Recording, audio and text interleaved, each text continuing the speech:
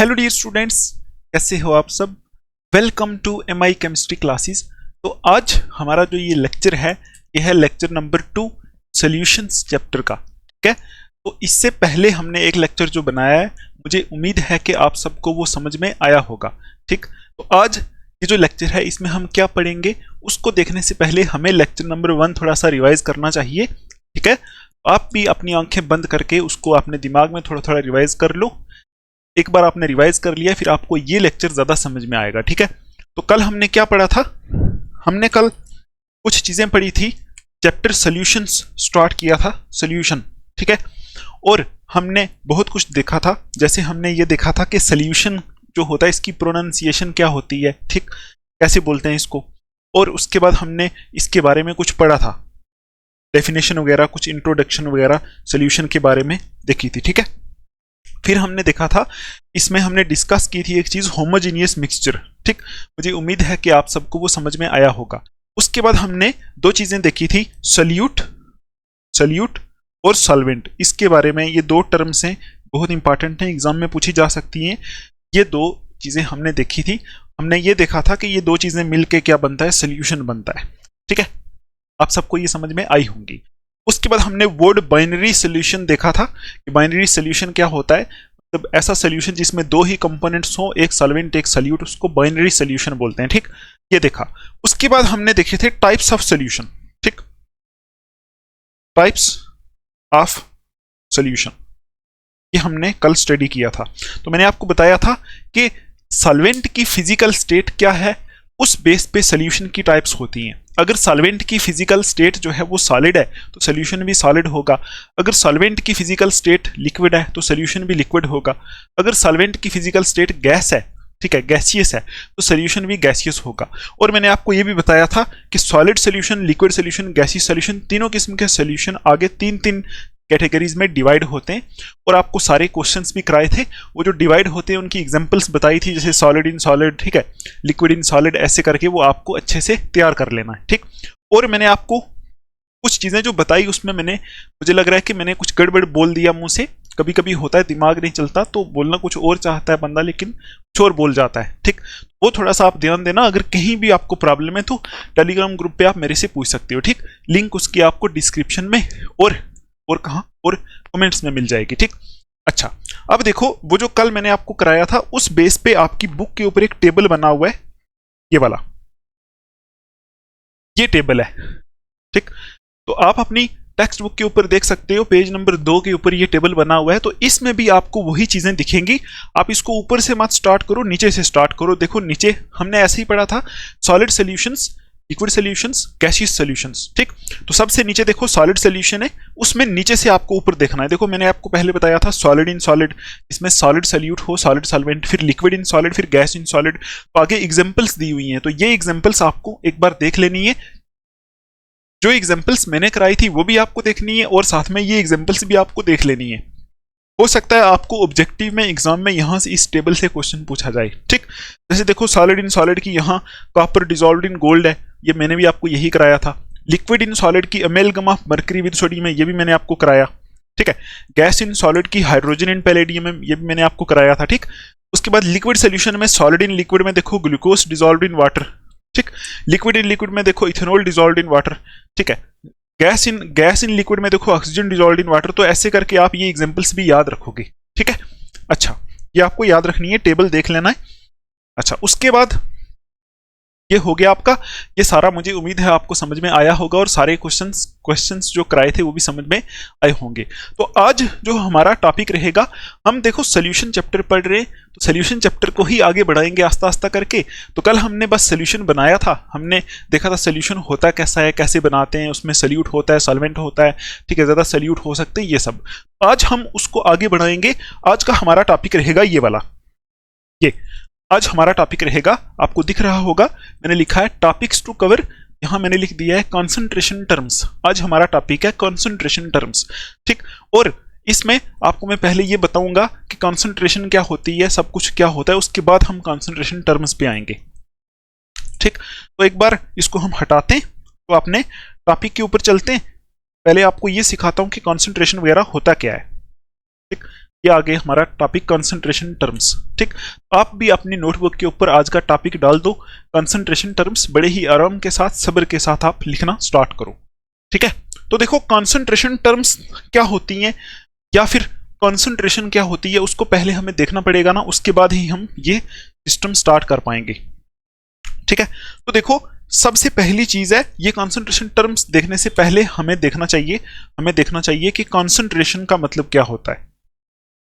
ठीक, कंसंट्रेशन का मतलब क्या होता है। ठीक है, आपने पहले भी सुना होगा कंसंट्रेशन का मतलब, बहुत बार आपने देखा होगा। तो मैं आपको पहले थोड़ा सा ऐसे आउटलाइन समझाता हूं। देखो पहले आउटलाइन समझाता हूं फिर लिखवाता हूं, तो इसलिए वीडियो थोड़ी सी लेंथी हो जाती है। ठीक है, थोड़ा सा आप 2x पे देख लो बीच बीच में तो सही रहेगा, नहीं तो फिर आप एक वीक में 3 वीडियोस देखा करो, मतलब एक वीक में 3 वीडियोस अगर आप देखोगे फिर भी आपका सिलेबस 8-9 महीने में कवर हो जाएगा।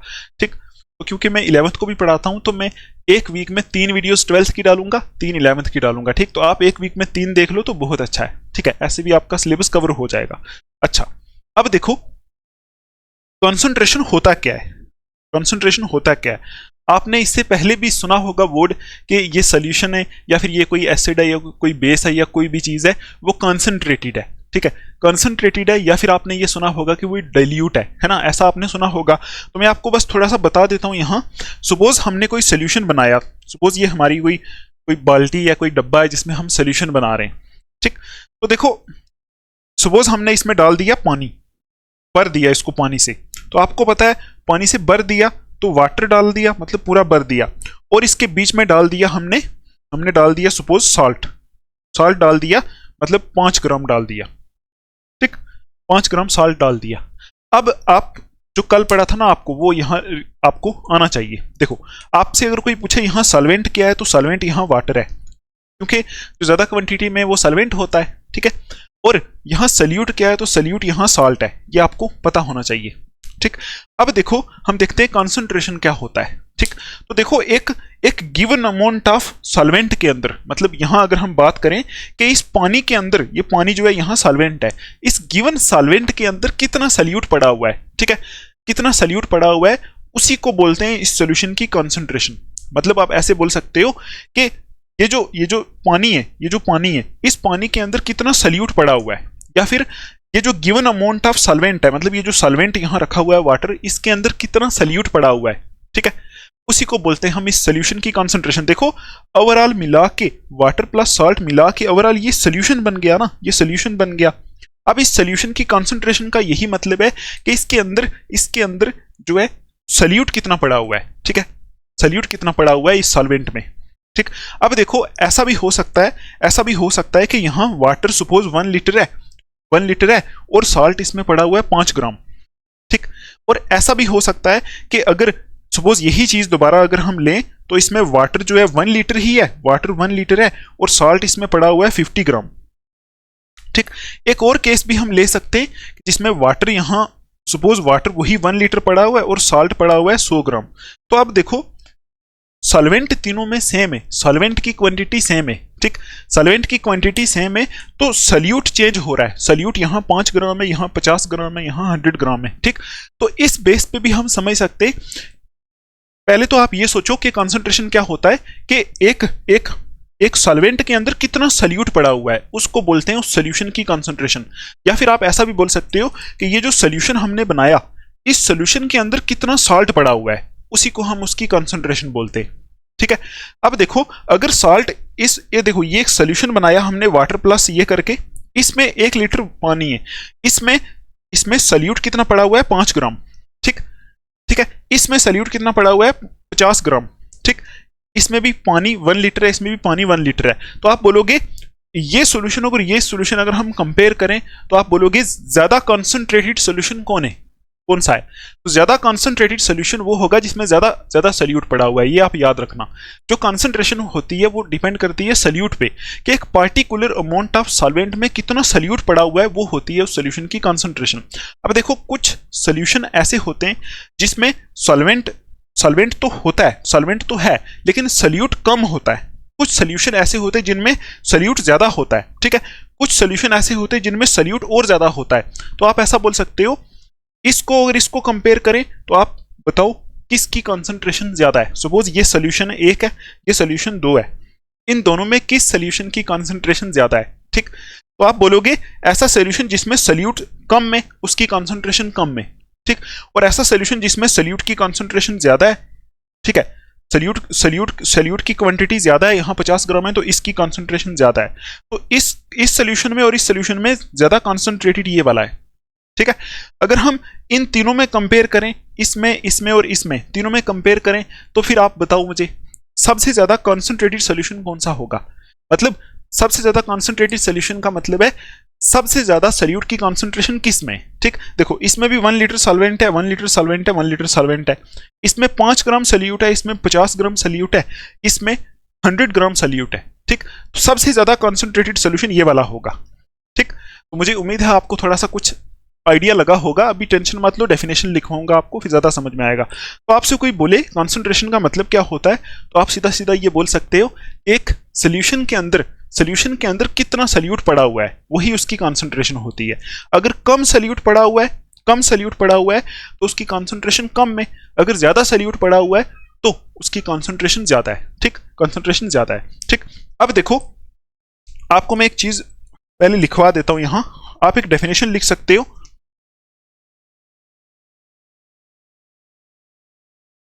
यहां लिख सकते हो आप the amount of solute, the amount of solute, ठीक है, डिसॉल्व्ड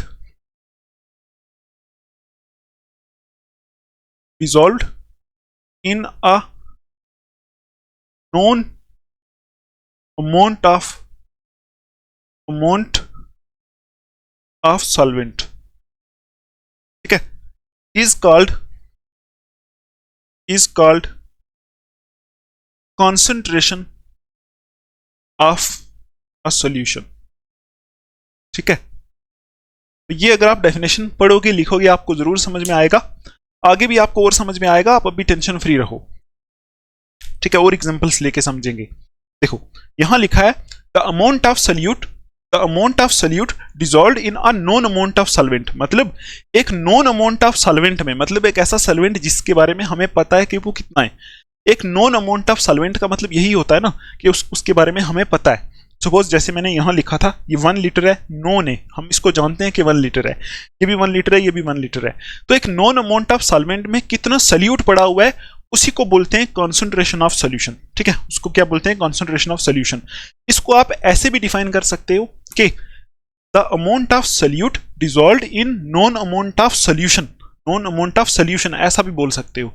एक सोल्यूशन अगर आपने बनाया है, उस सोल्यूशन के अंदर कितना सोल्यूट पड़ा हुआ है उसको भी उसकी कॉन्सेंट्रेशन ही बोलते हैं। ठीक, अब देखो आपकी बुक के ऊपर कुछ दो चीजें दी हैं, एक दी है क्वालिटेटिवली और एक दी है क्वांटिटेटिवली। ये दो वर्ड्स दिए। मुझे उम्मीद है आपको कॉन्सेंट्रेशन का मतलब थोड़ा सा समझ में आया होगा और समझ में आएगा। एक और एग्जांपल आप मुझे जल्दी जल्दी बताओ। मतलब ये मैं दे रहा हूं यहां 3 डब्बे, मतलब 3 सोल्यूशन बना रहा हूं। ठीक, यहां मैंने भर दिया है, इसको भी भर दिया है, इसमें भी भर दिया है। ये तो ये सपोज मैंने वाटर डाला है यहां 2 लीटर, यहां भी वाटर डाला है 2 लीटर, यहां भी वाटर डाला है 2 लीटर। ठीक है, इसमें मैं ग्लूकोज डाल रहा हूं इसमें 100 ग्राम, इसमें डाल रहा हूं 50 ग्राम, इसमें डाल रहा हूं मैं 6 ग्राम। अब इस सोल्यूशन का नाम ए है, इसका नाम बी है, इसका नाम सी है। ठीक, अब आप मुझे ये बताओ कि क्या आपको कॉन्सेंट्रेशन का समझ आया। कॉन्सेंट्रेशन क्या होता है, कॉन्सेंट्रेशन यही होता है कि नॉन अमाउंट ऑफ सॉल्वेंट है, मतलब नॉन है, इस सॉल्वेंट की वॉल्यूम हमें पता है 2 लीटर 2 लीटर 2 लीटर है, इसमें कितना सोल्यूट पड़ा हुआ है। ठीक है, इसमें कितना सोल्यूट पड़ा हुआ है वही होती है इसकी कॉन्सेंट्रेशन। तो अगर किसी नॉन अमाउंट ऑफ सॉल्वेंट में सोल्यूट ज्यादा पड़ा हुआ है तो उसकी कॉन्सेंट्रेशन ज्यादा हो गई। ठीक है, मतलब सोल्यूट के बेस पे देखते हैं, सोल्यूट की कॉन्सेंट्रेशन देखते हैं ना। अगर नॉन अमाउंट ऑफ सॉल्वेंट में सोल्यूट ज्यादा पड़ा हुआ है तो उस सोल्यूशन की कॉन्सेंट्रेशन ज्यादा होगी। ठीक, अगर नॉन अमाउंट ऑफ सॉल्वेंट में सोल्यूट कम पड़ा हुआ है तो उस सोल्यूशन की कॉन्सेंट्रेशन कम होगी। ठीक है, कॉन्सेंट्रेशन का मतलब ऐसा याद रख लो कि चलो रहने दो, अभी छोड़ो, अभी यहां देखो आप, ठीक। देखो, आपसे कोई पूछ ले कि बताओ ए वाला बी वाला, इन दोनों में से कौन सा सोल्यूशन कॉन्सेंट्रेटेड है, कौन सा सोल्यूशन कॉन्सेंट्रेटेड है, तो आप बोलोगे ए वाले में 2 लीटर वाटर में 100 ग्राम सोल्यूट पड़ा हुआ है, तो बी में 50 ग्राम पड़ा हुआ है, तो आप बोलोगे ए वाला ज्यादा कॉन्सेंट्रेटेड है, ठीक, ए वाला ज्यादा कॉन्सेंट्रेटेड है। तो बी वाला और सी वाले में आप देखो, इसमें 50 ग्राम सोल्यूट पड़ा है, इसमें 6 ग्राम सोल्यूट पड़ा है, इसमें सोल्यूट ज्यादा पड़ा हुआ है, तो ये वाला ज्यादा कॉन्सेंट्रेटेड है, मतलब इस सोल्यूशन की कॉन्सेंट्रेशन ज्यादा है, इस सोल्यूशन की कॉन्सेंट्रेशन ज्यादा है, इसकी कम में, ठीक। अब देखो कॉन्सेंट्रेशन जो है ना, कॉन्सेंट्रेशन को पहले पहले मतलब किस किस तरीके से एक्सप्रेस किया जाता था, हमें देखो, हमें कैसे पता चलेगा। देखो हमारे पास सोल्यूशन बहुत सारे होते हैं, ठीक है, हम बहुत सारे सोल्यूशंस के साथ डील करते हैं केमिस्ट्री के अंदर, तो हमें कैसे पता चलेगा इस सोल्यूशन की कॉन्सेंट्रेशन क्या है, मतलब इसमें, मतलब अगर हमने कोई सोल्यूशन बनाया तो हमें कैसे पता चलेगा, हमें कैसे पता चलेगा कि उसमें कितना सोल्यूट पड़ा हुआ है, ठीक है।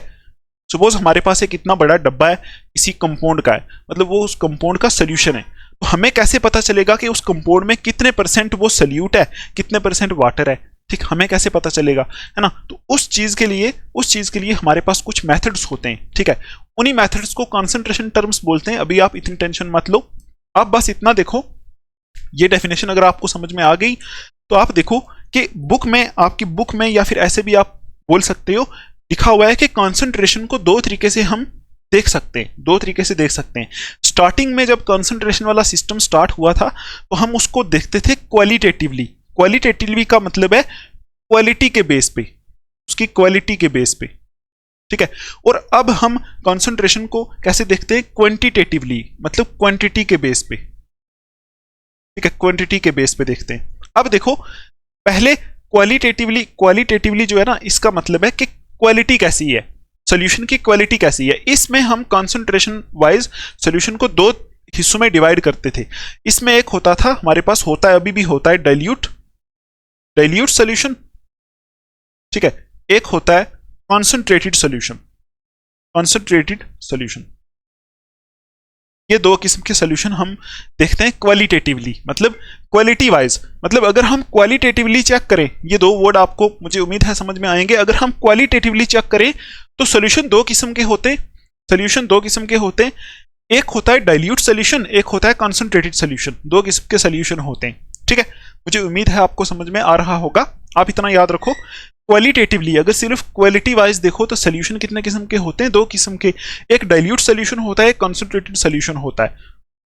तो आपको ये तो पहले से ही पता होगा कि डाइल्यूट सोल्यूशन ऐसा सोल्यूशन होता है जिसमें सोल्यूट की कंसंट्रेशन बहुत कम होती है, सोल्यूट बहुत कम होता है, उस ऐसे सोल्यूशन को बोलते हैं डाइल्यूट सोल्यूशन। अब दूसरा होता है कंसंट्रेटेड सोल्यूशन। कॉन्सेंट्रेटेड सोल्यूशन ऐसा होता है जिसमें सोल्यूट की कॉन्सेंट्रेशन ज्यादा होती है। तो अब हम ऐसा बोल सकते हैं कि क्वालिटेटिवली इसको क्यों बोला कि हमें बस थोड़ी सी ऊपर से यहां से क्वालिटी का पता चलता है, मतलब हमें कोई अगर सोल्यूशन चाहिए तो डाइल्यूट वाले की क्वालिटी कम में, कॉन्सेंट्रेटेड वाले की क्वालिटी थोड़ी ज्यादा है। मतलब इसमें क्वालिटी, मतलब इसकी क्वालिटी का क्या मतलब होता है, मतलब हम बोलते हैं ना अच्छी क्वालिटी की चीज है। तो कॉन्सेंट्रेटेड और डाइल्यूट में हम सिर्फ इतना बता सकते हैं कि इसमें कॉन्सेंट्रेशन कम है, इसमें कॉन्सेंट्रेशन ज्यादा है सोल्यूट की, लेकिन हम ये नहीं बता सकते कि कॉन्सेंट्रेशन है कितनी, ठीक है, कॉन्सेंट्रेशन है कितनी। तो आपको ये याद रखना है कि जो सोल्यूशन है उसकी कॉन्सेंट्रेशन को हम 2 तरीके से देख सकते हैं, एक क्वालिटेटिवली देख सकते हैं, क्वांटिटेटिवली देख सकते हैं, ठीक। तो क्वालिटेटिवली हम बस इतना देख सकते हैं कि सोल्यूशन डाइल्यूट है या फिर कॉन्सेंट्रेटेड है, तो इससे हमें यह पता नहीं चलता कि उसकी एग्जैक्ट वैल्यू कितनी है, ठीक है। देखो ना, अगर कोई सोल्यूशन डाइल्यूट है, हम बस इतना बोलेंगे उसमें सोल्यूट की कंसंट्रेशन बहुत कम में, मतलब सपोज ये वाला केस है, ये वाला केस 1 लीटर पानी में 5 ग्राम साल्ट डाला हुआ है, तो 1 लीटर पानी बहुत ज्यादा है, 5 ग्राम साल्ट बहुत कम है, तो ये सोल्यूशन थोड़ा सा डाइल्यूट है, मतलब इसमें साल्ट की कंसंट्रेशन कम है, सोल्यूट की कंसंट्रेशन कम है, ठीक है। तो यहां से हमें सिर्फ इतना पता चलता है क्वालिटेटिवली कि सोल्यूशन डाइल्यूट है या फिर कॉन्सेंट्रेटेड है, हमें एग्जैक्ट वैल्यू नहीं पता चलती कि सोल्यूट की कॉन्सेंट्रेशन है कितनी, ठीक। इसलिए ये क्वालिटेटिवली जब हम सोल्यूशन की कंसंट्रेशन चेक करते हैं, ये इतना काम आने वाली चीज नहीं है। लेकिन हम अभी क्या करते हैं, हम क्वांटिटेटिवली कंसंट्रेशन चेक करते हैं। अब देखो क्वांटिटेटिवली से निकला है क्वांटिटी से, तो मतलब यहां हमें क्वांटिटी पता चलती है कि कंसंट्रेशन है कितनी। क्वांटिटी का मतलब होता है मकदार, मतलब अमाउंट, ये होता है ना, यहाँ से हमें ये पता चलता है क्वांटिटेटिवली जब हम कॉन्सेंट्रेशन चेक करते हैं तो हमें ये पता चलता है कि उस सोल्यूशन की कॉन्सेंट्रेशन है कितनी, मतलब उसमें 5% है, 10% है, मतलब 10 ग्राम सल्यूट पड़ा हुआ है 200 ग्राम वाटर में, जो भी चीज़ है, ठीक है, मतलब 1 लीटर पानी में 10 ग्राम सल्यूट है, एक लीटर पानी में 5 ग्राम सल्यूट है, वो सारी ही चीज़ें हमें पता चल जाती हैं जब हम क्वांटिटेटिवली कॉन्सेंट्रेशन को चेक करते हैं। ठीक, तो अब आप बोलोगे, अब आपको इतना समझ में आया? कोई भी प्रॉब्लम अगर यहां तक आ रही है, कोई भी डाउट हो रहा है तो आप टेलीग्राम पे पूछ सकते हो। ठीक, मुझे लग रहा है मैंने ज्यादा ही आपको समझा दिया कुछ। ठीक है, बस ज्यादा नहीं सोचना है, कॉन्सेंट्रेशन क्या होती है ये देखना है। ठीक, कॉन्सेंट्रेशन क्या होती है, किसी सॉल्वेंट के अंदर कितना सल्यूट पड़ा हुआ है, ठीक, उसको बोलते हैं उस सोल्यूशन की कॉन्सेंट्रेशन। या फिर ऐसा भी बोल सकते हो किसी सोल्यूशन के अंदर सल्यूट कितना है। ठीक, तो अगर सल्यूट ज्यादा है तो उस सोल्यूशन की कॉन्सेंट्रेशन ज्यादा है, मतलब उसको बोल सकते हो आप कॉन्सेंट्रेटेड सोल्यूशन। अगर उसमें सल्यूट की कॉन्सेंट्रेशन कम है तो आप बोलोगे इसकी कॉन्सेंट्रेशन कम है, मतलब उस सोल्यूशन की, मतलब अगर सल्यूट की कॉन्सेंट्रेशन कम में किसी सोल्यूशन के अंदर तो आप बोलोगे उस सोल्यूशन की कॉन्सेंट्रेशन कम में। ठीक, इतना बोलोगे। और मैंने आपको दो चीजें बताई कि कॉन्सेंट्रेशन को इन दो तरीकों से क्वालिटेटिवली और क्वांटिटेटिवली डिस्कस किया जा सकता है। ठीक, तो क्वालिटेटिवली हम ऐसा बोलते हैं, क्वालिटेटिवली मतलब बस क्वालिटी चेक करनी, क्वालिटी से निकला है। ठीक, तो क्वालिटेटिवली हम बस इतना बोल सकते हैं कि सॉल्यूशन की क्वालिटी कैसी है, मतलब सॉल्यूशन डाइल्यूट है या फिर सॉल्यूशन कॉन्सेंट्रेटेड है, इतना बोल सकते हैं। डाइल्यूट क्या होता है मैंने आपको बता दिया, जिसमें सॉल्यूट की कॉन्सेंट्रेशन बहुत कम हो, और कॉन्सेंट्रेटेड क्या होता है जिसमें सॉल्यूट की कॉन्सेंट्रेशन बहुत ज्यादा हो।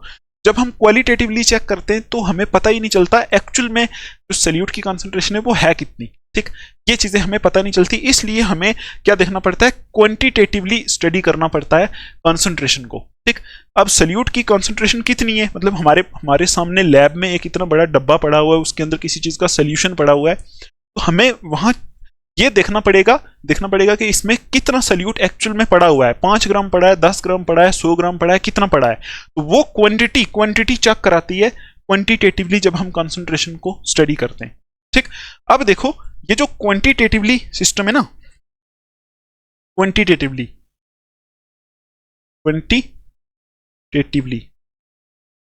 ठीक, ये इस जैसे हम क्वांटिटी वाइज स्टडी करना चाहते हैं कंसंट्रेशन की, सॉल्यूशन की कंसंट्रेशन की। ठीक है, देखो कल हमने सॉल्यूशन पढ़ा था, हमने उसमें सल्यूट मिक्स किया। अब ये तो हमें पता होना चाहिए ना कि अगर हमारे पास कोई सॉल्यूशन है तो उसमें सल्यूट कितना है, सॉल्वेंट कितना है, वो तो पता होना चाहिए, उसकी कंसंट्रेशन कितनी है वो तो पता होना चाहिए ना। इसलिए हम ये दूसरा जो टॉपिक है कंसंट्रेशन, ये वाला पढ़ रहे हैं। ठीक, अब देखो क्वांटिटेटिवली जब हम कंसंट्रेशन की स्टडी करते हैं तो यहां से हमें पता क्या चलता है, यहां से हमें एक्चुअल नंबर पता चल जाता है कि कंसंट्रेशन है कितनी।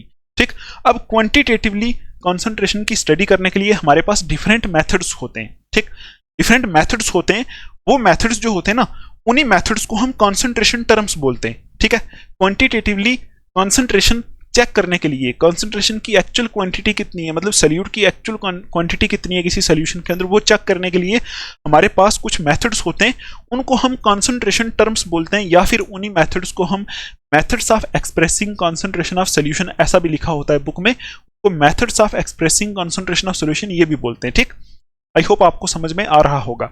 अब देखो क्वांटिटेटिवली कितने मेथड्स होते हैं, तो बहुत सारे मेथड्स होते हैं। आपने some basic concepts of chemistry में भी ये पढ़ा है 11th क्लास में। तो मेथड होता है पहला, जैसे मास परसेंट हो गया, ये होता है, ये आप लिख सकते हो अपनी नोटबुक के ऊपर कि कितने मेथड्स होते हैं। एक 2 नंबर पे होता है वॉल्यूम परसेंट, मैं अभी आपको ये लिखवाऊंगा आगे। तो इसको एक्चुअल में मास बाई मास परसेंट बोलते हैं, इसको W बाई W परसेंट ऐसे रिप्रेजेंट करते हैं। ठीक है, ये होता है वॉल्यूम परसेंट, इसको V बाई V से रिप्रेजेंट करते हैं। उसके बाद तीसरा होता है मास by volume percent, mass by volume, इसको W बाई V से परसेंटेज ऐसे रिप्रेजेंट करते हैं। उसके बाद 4th नंबर पे हमारे पास होता है ppm, पार्ट्स पर मिलियन, ये भी होता है मेथड। 5 नंबर पे हमारे पास होता है मोलैरिटी, ठीक है। 6 नंबर पे हमारे पास होता है मोलैलिटी, ठीक है। और एक होता है हमारे पास मोल फ्रैक्शन, ये होता है, ठीक है, मोल फ्रैक्शन होता है। और भी होते हैं जैसे स्ट्रेंथ होता है, और एक और भी होता है उसको नॉर्मेलिटी बोलते हैं, नॉर्मेलिटी। ये सारे के सारे जो मेथड्स मैंने यहां लिखे ना, इन्हीं मेथड्स को हम बोलते हैं कॉन्सेंट्रेशन टर्म्स। ठीक, मुझे उम्मीद है आपको ये समझ में आया होगा कॉन्सेंट्रेशन टर्म्स में हम पढ़ेंगे क्या। ठीक, हम कुछ मेथड्स पढ़ेंगे जहां से हमें सोल्यूशन के अंदर सोल्यूट की कितनी कॉन्सेंट्रेशन है वो पता चलेगा। ठीक, ये होते हैं सारे हमारे पास methods. Mass percentage, volume percentage, mass by volume percentage, PPM, molarity, mole fraction, strength और नॉर्मेलिटी। ये 9 नंबर पे मैंने नॉर्मेलिटी लिखा हुआ है। ठीक, ये होते हैं। अब देखो, ये बहुत सारे मेथड है, हमारे सिलेबस में सिर्फ मोल फ्रैक्शन तक है, हमारे सिलेबस में स्ट्रेंथ और नॉर्मेलिटी नहीं है, हमें ये नहीं पढ़ना है। ठीक, हमें सिर्फ मोल फ्रैक्शन तक ये सारे के सारे मेथड्स पढ़ने। ठीक है, अब हम करेंगे क्या, देखो यही हमारा आज का टॉपिक था ना, मैंने आपको बोला था ये अगर आप चेक करो, मैं इसके आगे रुकता हूं तो आपको दिखेगा। देखो हमारा टॉपिक था आज का कंसंट्रेशन टर्म्स क्या होती हैं, जो आपको मैंने समझा दिया। तो देखो, मास percent, volume percent, mass by volume percent, ppm, molarity, mole fraction, ये सारी कंसंट्रेशन टर्म्स होती हैं। ठीक, ये सारी जो टर्म्स है ना, ये इनको हम methods of expressing concentration of solution भी बोलते हैं। ये यूज करके हम उसकी क्वांटिटी चेक कर सकते हैं कि सोल्यूट की क्वांटिटी कितनी प्रेजेंट है किसी गिवन अमाउंट ऑफ सॉल्वेंट में, मतलब हम पूरी की पूरी कंसंट्रेशन को ही निकाल सकते हैं ये यूज करके। ठीक, तो अब देखो आज का जो हमारा लेक्चर है उसमें हम पढ़ेंगे क्या, आपको ये समझ में आ गया कंसंट्रेशन क्या होती है, कंसंट्रेशन टर्म्स क्या होती हैं, ये आपको समझ में आ गया। अब देखो आज का जो हमारा ये लेक्चर है इसमें हम सारी ही कंसंट्रेशन टर्म नहीं पढ़ पाएंगे, हम सिर्फ 2-3 पढ़ेंगे। हम पहले मास परसेंट पढ़ेंगे, फिर वॉल्यूम परसेंट पढ़ेंगे, फिर मास बाय वॉल्यूम परसेंट पढ़ेंगे, फिर पीपीएम पढ़ेंगे, और हर किसी के साथ 2-2 न्यूमेरिकल्स हम करेंगे ताकि आपको एक्चुअल में समझ आ जाए कि होता क्या है। 2-2 न्यूमेरिकल हर किसी के साथ हम करने वाले हैं, और कल के लेक्चर में हम मोलैरिटी, मोलैलिटी, मोल फ्रैक्शन ये 3 पढ़ेंगे, उनके ऊपर न्यूमेरिकल्स करेंगे। ठीक, अच्छा, आई होप इतना आपको समझ में आया होगा कि होती क्या चीज है। ठीक है, अगर फिर भी कोई प्रॉब्लम है तो आप मेरे से पूछ सकते हो। ठीक है, तो इसको साफ करते हैं। तो पहली कॉन्सेंट्रेशन टर्म मास परसेंटेज पे चलते हैं। ठीक, कॉन्सेंट्रेशन की डेफिनेशन आप लिख सकते हो। ठीक, अगर आपके पास थोड़ी सी भी पहली नॉलेज है, 11th में आपने पढ़ा है, तो आपको समझ में आ जाना चाहिए, क्योंकि ये चीजें आप 11th में भी पढ़ते हो। हटाते हैं इसको, फिर आगे चलते हैं। तो अभी देखो हमारी फर्स्ट कॉन्सेंट्रेशन टर्म जो हम स्टडी करने वाले हैं वो है मास बाय मास परसेंट। ठीक, तो आपको यहां ज्यादा कुछ याद नहीं रखना है। ठीक, मास बाय मास परसेंट ये एक कॉन्सेंट्रेशन टर्म है, इतना पता होना चाहिए। इसको निकालते कैसे हैं ये पता होना चाहिए। ठीक है, तो यहां आप इसके बारे में कुछ लिख सकते हो। आप लिखो सीधा, जो मैं करा रहा हूं बस वो ज्यादा नहीं सोचना है। मास बाय मास परसेंट जो होता है, मास बाय मास परसेंट, ये जो कंसंट्रेशन टर्म है इसको W बाई W या फिर R M by M percent भी बोलते हैं। ठीक है, मास बाय मास परसेंट है ना, तो W भी यूज करते हैं केमिस्ट्री में, मास की जगह वेट यूज करते हैं, तो W बाई W परसेंट या फिर M बाई M परसेंट इसको लिखते हैं। ठीक, तो आप इसका फार्मूला लिखो कि mass percent of a component, mass percent of a component is equal to mass of the component in the solution, mass of the component in the solution, ठीक है, divided by total mass of the solution, total mass of the solution, ठीक, multiple by 100। ठीक, ये हो गया इसका formula, यही आपको याद रखना है, दैट्स इट। आपको न्यूमेरिकल सॉल्व करना आना चाहिए, यहां से वही आता है। ठीक, तो मास परसेंटेज क्या होता है, सपोज देखो ये मास परसेंटेज है क्या, मास परसेंटेज एक कंसंट्रेशन टर्म है, मतलब ये मेथड है कंसंट्रेशन को एक्सप्रेस करने का।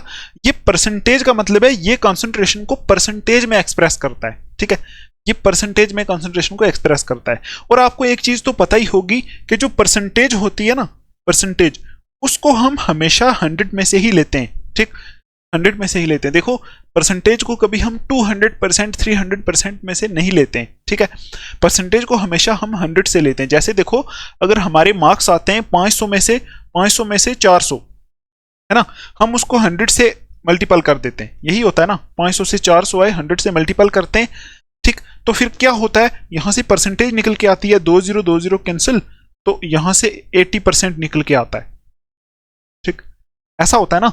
तो वही चीज सेम यहां है, वही चीज देखो, देखो 500 में से हमारे मार्क्स आए 400, हम क्या करते हैं, मल्टीपल बाई 100 कर लेते हैं, ठीक है। तो अब देखो 500 टोटल मार्क्स थे, उसमें से 400 आए, तो मल्टीपल बाई 100 कर दिया। सेम यही चीज यहां अप्लाई होती है, जब आप क्या करते हो, किसी भी सोल्यूशन की परसेंटेज में कॉन्सेंट्रेशन निकालते हो, मतलब उसमें देखो कॉन्सेंट्रेशन निकालने के लिए हमें चेक क्या करना पड़ता है, सल्यूट चेक करना पड़ता है या सॉल्वेंट चेक करना पड़ता है, बताओ जल्दी। सल्यूट चेक करना पड़ता है ना कॉन्सेंट्रेशन निकालने के लिए, अभी आपको बताया कॉन्सेंट्रेशन सल्यूट पे डिपेंड करती है, ठीक है। क्योंकि अगर देखो ना, अगर किसी सोल्यूशन में सल्यूट ज्यादा होगा तो कॉन्सेंट्रेशन ज्यादा होगी, तो उस सल्यूट को हम परसेंटेज में भी तो निकाल सकते हैं, मतलब हम ऐसा भी तो बोल सकते हैं कि इस सोल्यूशन के अंदर 10% सल्यूट है, 20% सल्यूट है, 30% सल्यूट है ना, ऐसा बोल सकते हैं, ठीक है। तो वही ये मेथड है जहां हम मास परसेंट ऑफ अ कंपोनेंट, मतलब कंपोनेंट की हम मास की परसेंटेज निकालते हैं। कंपोनेंट का मतलब क्या है कि सल्यूट, कंपोनेंट का मतलब है सल्यूट। अभी मैं आपको समझाता हूं, हम यहां करते क्या है, हम यहां किसी जो सोल्यूशन हमने बनाया उसमें से एक कंपोनेंट की, कंपोनेंट या फिर मैंने आपको बताया था ना कल, कंपोनेंट क्या होता है, जिस चीज से सोल्यूशन बना हुआ है, कंपोनेंट के मास की परसेंटेज हम यहां निकालते हैं इस मेथड के अंदर, ठीक है। तभी इसको बोला है मास बाई मास परसेंट, ठीक। न्यूमेरिकल करा के आपको ज्यादा समझ में आएगा। तो मैं आपको बोल रहा था यहाँ कि अगर आपके टोटल मार्क्स 500 हैं, 500 में से 400 आते हैं, मल्टीपल बाई 100 करते हैं तो परसेंटेज निकलती है, तो यहां भी वैसा ही सिस्टम है, ठीक।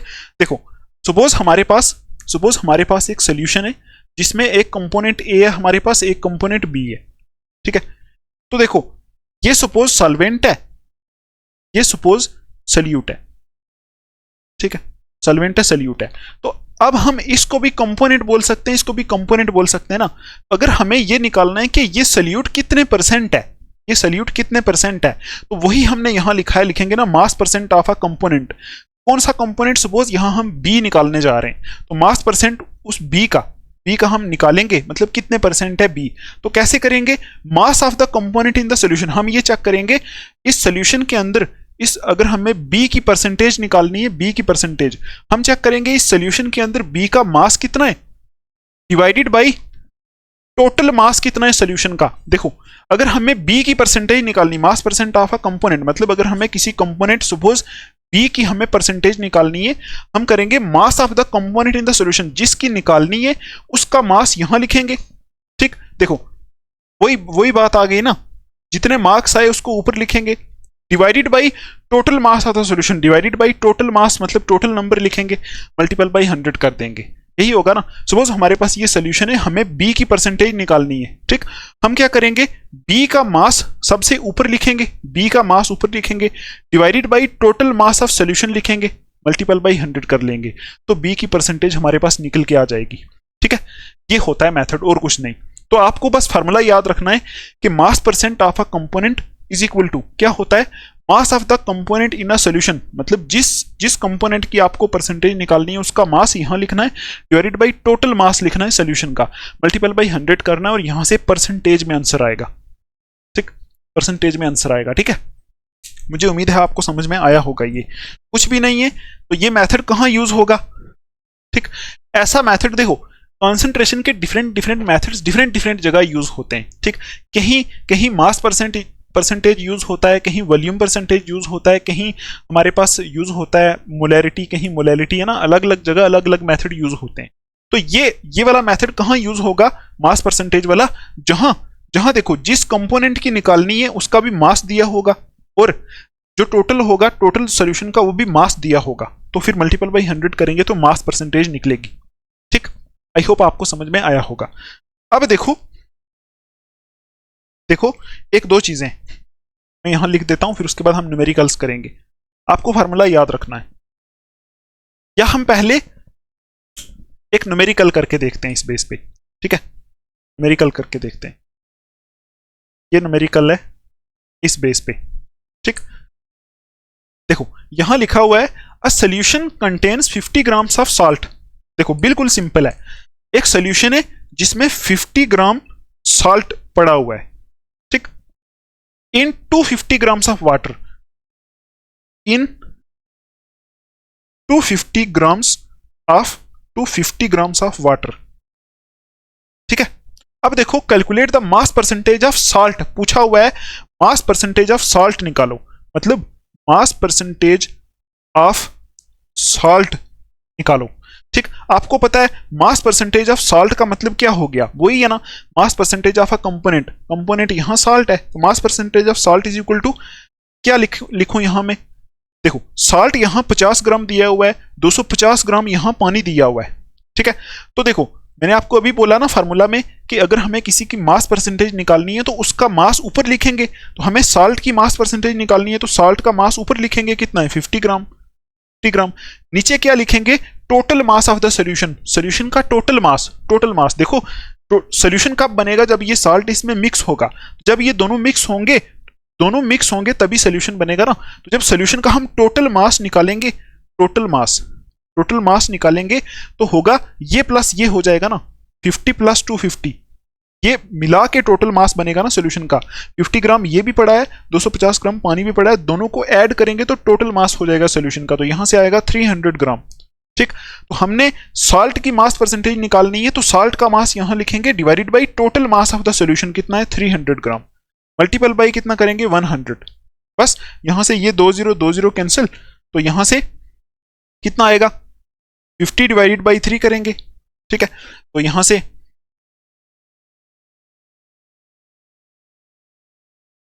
16 पॉइंट कुछ आ जाएगा, मतलब 16.12% आ गया। तो ये हमने निकाल दी मास परसेंटेज ऑफ सॉल्ट। ऐसे क्वेश्चंस यहां से आपको मिल सकते हैं। देखो आई होप आपको समझ में आया होगा, कुछ नहीं सिर्फ फार्मूला अप्लाई करना है, ठीक है। तो क्या बोला हुआ था, 50 ग्राम सॉल्ट डाला हुआ है 250 ग्राम पानी में, तो सॉल्ट की मास परसेंटेज निकालो, तो निकाल सकते हैं। अगर हमें यह पूछा जाए कि वाटर की मास परसेंटेज निकालो, यहां वाटर की मास परसेंटेज निकालो, वो भी निकाल सकते हैं। आपको पता है ना, सॉल्ट की पूछी है तो ऊपर सॉल्ट का मास रखेंगे डिवाइडेड बाई टोटल मास रखेंगे, अगर वाटर की पूछी है तो ऊपर वाटर का मास रखेंगे डिवाइडेड बाई टोटल मास रखेंगे, मल्टीपल बाई 100 करेंगे तो इतने जो परसेंटेज आ जाएगी वो परसेंटेज आ जाएगी, ठीक। ऐसे हम क्वेश्चन करते हैं, ठीक है, ये फार्मूला यूज करके। एक और क्वेश्चन कराता हूं मैं आपको, देखो ये देखो, ये आप खुद सॉल्व करने की कोशिश करो ये फार्मूला यूज करके, फिर आपके कंसेप्ट्स क्लियर होंगे, ठीक, ठीक है, सिंपल है। अब देखो यहां पूछा क्या है, a simple of alloy contains 80 grams of copper and 20 grams of zinc. यहां बोला है कि एक अलाई है, उसके सिंपल में क्या है 80 ग्राम्स कॉपर है और 20 ग्राम जिंक है, ठीक है, 20 ग्राम जिंक है, ठीक है। आपको ये तो पता है ना अलाई भी सॉल्यूशन होता है, कल मैंने आपको बताया था सॉलिड सॉल्यूशन में अलाई एग्जांपल, ठीक। तो यहां पूछा है एक सिंपल है अलाई का, ठीक है, उसमें 80 ग्राम कॉपर है 20 ग्राम जिंक है, ठीक। आगे पूछा है determine the mass percentage of copper and zinc, यहां कॉपर की और जिंक दोनों की ही मास परसेंटेज निकालनी है, ठीक है। अब देखो आपको पता है मास परसेंटेज निकालने का फार्मूला क्या होता है, कि मास परसेंटेज निकालने का फार्मूला होता है किसी कंपोनेंट जिसकी निकालनी है उसका मास ऊपर लिखो डिवाइडेड बाई टोटल मास लिखो। अब हम यहां एक बार टोटल मास निकाल सकते हैं। देखो जब हम 80 ग्राम कॉपर को 20 ग्राम जिंक में मिक्स करेंगे तो टोटल मास कितना बन जाएगा, टोटल मास बन जाएगा ना 80 प्लस 20 100 ग्राम बन जाएगा टोटल मास। अब देखो हमें पहले यहां निकालनी है कॉपर की मास परसेंटेज, तो हम यहां लिख सकते हैं मास परसेंटेज ऑफ कॉपर, ये हमें निकालनी है।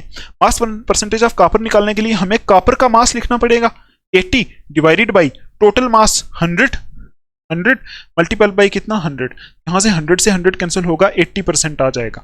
मास परसेंटेज कॉपर की कितनी आएगी 80%, यही पूछा है। दूसरा पूछा है जिंक की निकालो, तो जिंक की कैसे निकालेंगे, तो आपको पता है mass percentage of zinc is equal to zinc का कितना मास है 20 ग्राम, टोटल मास कितना है 100 ग्राम मल्टीपल बाई 100, 100 से 100 कैंसिल 20% जिंक आ जाएगा। बस ऐसे निकालनी है। मुझे उम्मीद है आपको समझ में आया होगा। ये दो क्वेश्चंस थे जो मास परसेंटेज के बेस पे आपको मैंने बताए, तो ये मास परसेंटेज का फार्मूला आपको समझ में आया होगा, ठीक है। ये हमारा टॉपिक था। ठीक, तो ये आप अपनी नोटबुक के ऊपर अच्छे से करो।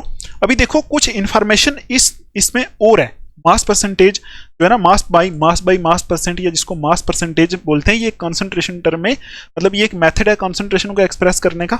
इसमें हम परसेंटेज के बेस पे निकालते हैं। ठीक है, ठीक, ये आपको पता चल गया। इसमें कुछ और इंफॉर्मेशन है, वो देख लेते हैं। देखो क्या इंफॉर्मेशन है, कुछ एक दो चीजें आपकी बुक में दी हुई हैं। अगर कुछ प्रॉब्लम आ रही है या मुझे अपने आप में कोई इंप्रूवमेंट करनी चाहिए तो वो मुझे आप बोल दो, ठीक है, उसको हम इंप्रूव करेंगे। कुछ इंफॉर्मेशन है जो आपको यहां ऐड करनी चाहिए, इसी में लिख लो आप।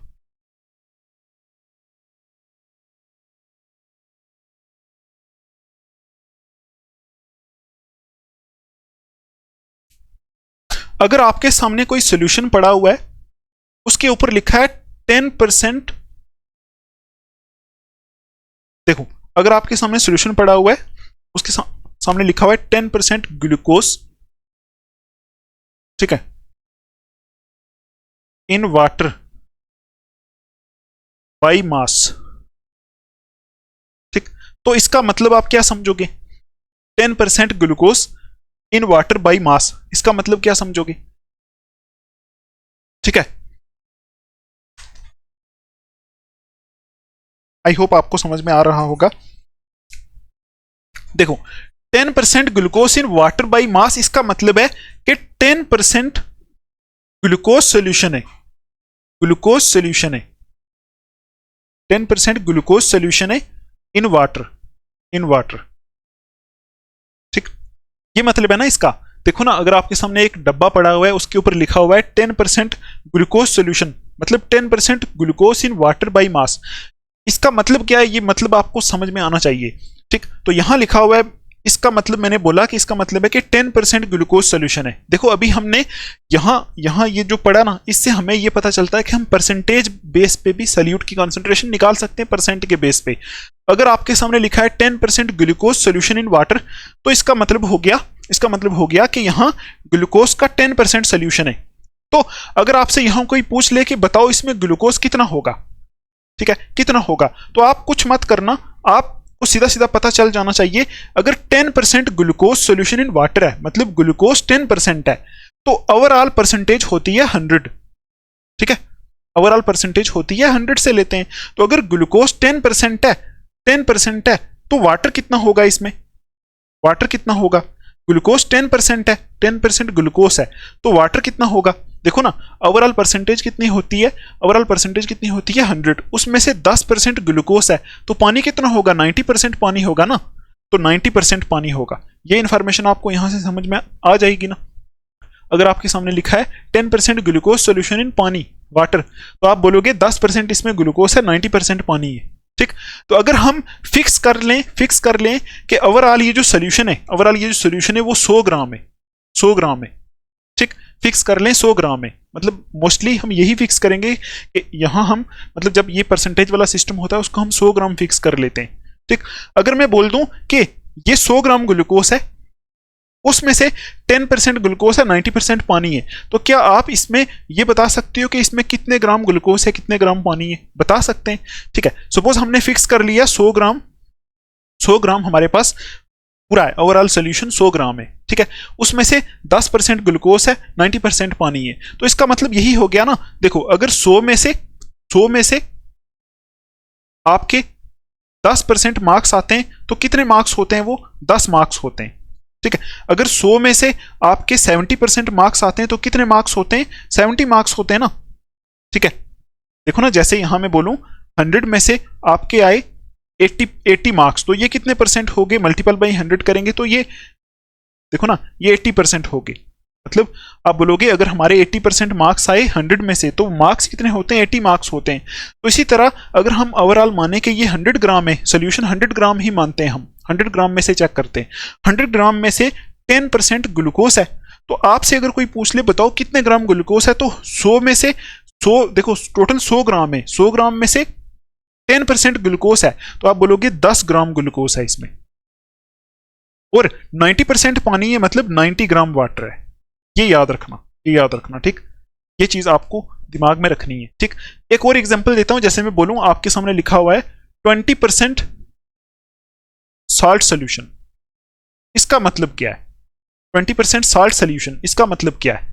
ठीक, देखो जहां सिर्फ लिखा हुआ है सोल्यूशन, इसका मतलब वहां पानी पक्का होगा। अगर देखो यहां मैंने लिखा था ना 10% ग्लूकोज सोल्यूशन इन वाटर, मतलब यहां तो बताया हुआ है कि ये पानी में है, सोल्यूशन पानी में, मतलब यहां 10% ग्लूकोज किस में पड़ा हुआ है? वाटर में, मतलब यहां 10% ग्लूकोज जो है वो सल्यूट है और पानी सॉल्वेंट है, ठीक। अगर सिर्फ कहीं लिखा हो 10% सॉल्ट सोल्यूशन, तो इसका मतलब 20% उसमें सॉल्ट है। देखो 20% उसमें सॉल्ट है, मतलब 20% उसमें सल्यूट है, और वो सल्यूट क्या है? सॉल्ट। और सिर्फ सोल्यूशन लिखा हुआ है, पानी चाहे लिखा हुआ है या ना लिखा हुआ है, तो हम ऐसा मानेंगे कि यहां बाकी जो बचा हुआ होगा वो पानी होगा। देखो 20% सॉल्ट सोल्यूशन है, तो 20% इस सोल्यूशन में क्या होगा? सॉल्ट। तो बाकी देखो 20% सॉल्ट सोल्यूशन है ना, तो 20% सॉल्ट है, सिर्फ सॉल्ट से तो सोल्यूशन बनता नहीं। सोल्यूशन किससे बनता है? सॉल्वेंट भी होता है। तो अगर 20% सॉल्ट है तो 80% उसमें क्या होगा? वाटर होगा। यह आपको पता होना चाहिए। तो अगर मैं बोलूं 20% सॉल्ट है तो कितने ग्राम सॉल्ट होगा? तो आप मानोगे 100 ग्राम से। तो अगर 20% सॉल्ट है तो इसको आप सीधा सीधा बोलोगे 20 ग्राम इसमें सॉल्ट है और 80 ग्राम इसमें पानी है, दैट्स इट। 80 ग्राम इसमें वाटर है, 20 ग्राम इसमें सॉल्ट है। ये चीज आपको थोड़ी सी ध्यान में रखनी है, ये आगे काम आएगी, ठीक। कहीं लिखा होगा 20% ये, तो आपको पता होना चाहिए उसमें 20% इतना है, बाकी 100% टोटल 100 होती है। अगर 20% सॉल्ट है तो 80% पानी होगा उसमें, ठीक। आई होप आपको इतना समझ में आया होगा। अब एक पॉइंट आप और अपनी नोटबुक के ऊपर ऐड कर लो इसी में। वो पॉइंट क्या है? समझ तो आपको आ गया होगा, अगर प्रॉब्लम है तो आप पूछ सकते हो, ठीक। देखो यहां लिखो concentration described by mass percent, concentration described by mass percent. आगे लिखो is commonly used in industrial chemical applications, ठीक। ये जो कॉन्सेंट्रेशन है, देखो कॉन्सेंट्रेशन टर्म जो है मास बाई मास परसेंट वाली, ये ज्यादातर यूज कहां होती है? ये आपको पता होना चाहिए। ये ज्यादातर यूज होती है इंडस्ट्रियल केमिकल एप्लीकेशंस में, मतलब इंडस्ट्रीज में जब केमिकल बनाते हैं कोई, वहां ऐसी कॉन्सेंट्रेशन यूज होती है। ये पॉइंट आपको याद रखना है, ठीक। और एक लास्ट पॉइंट आप इसमें लिख सकते हो कि एग्जाम्पल इसी में इंडस्ट्री में ये कैसे यूज होती है, उसके लिए आप एग्जाम्पल में लिख सकते हो कि यहां लिख लो commercial bleaching solution, commercial bleaching solution जो होता है, ठीक है, ये आपको बस लिखना है। आगे लिखो contains 3.62%, contains 3.62%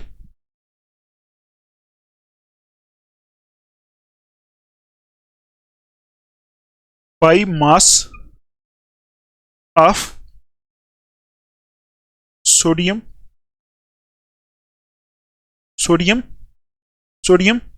hypochlorite in water, ठीक।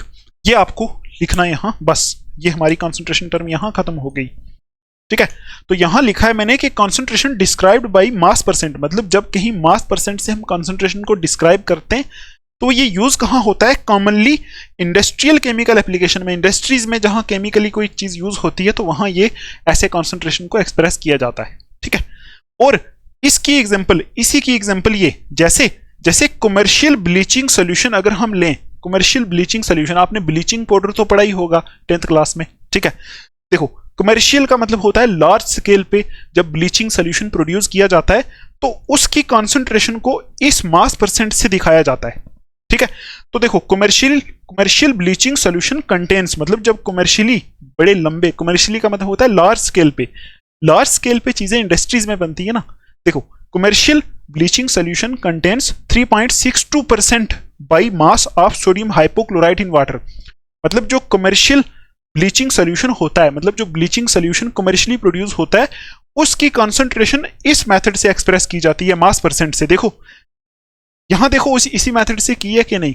Contains 3.62% by mass of sodium hypochlorite in water. मतलब इसमें क्या होता है, 3.62% by mass of sodium hypochlorite, मतलब इसमें 3.62% सोडियम हाइपोक्लोराइट इन वाटर होता है। ऐसे मतलब क्या होता है, 3.62% सोडियम हाइपोक्लोराइट, ये सोडियम हाइपोक्लोराइट होता है इन वाटर, ये होता है।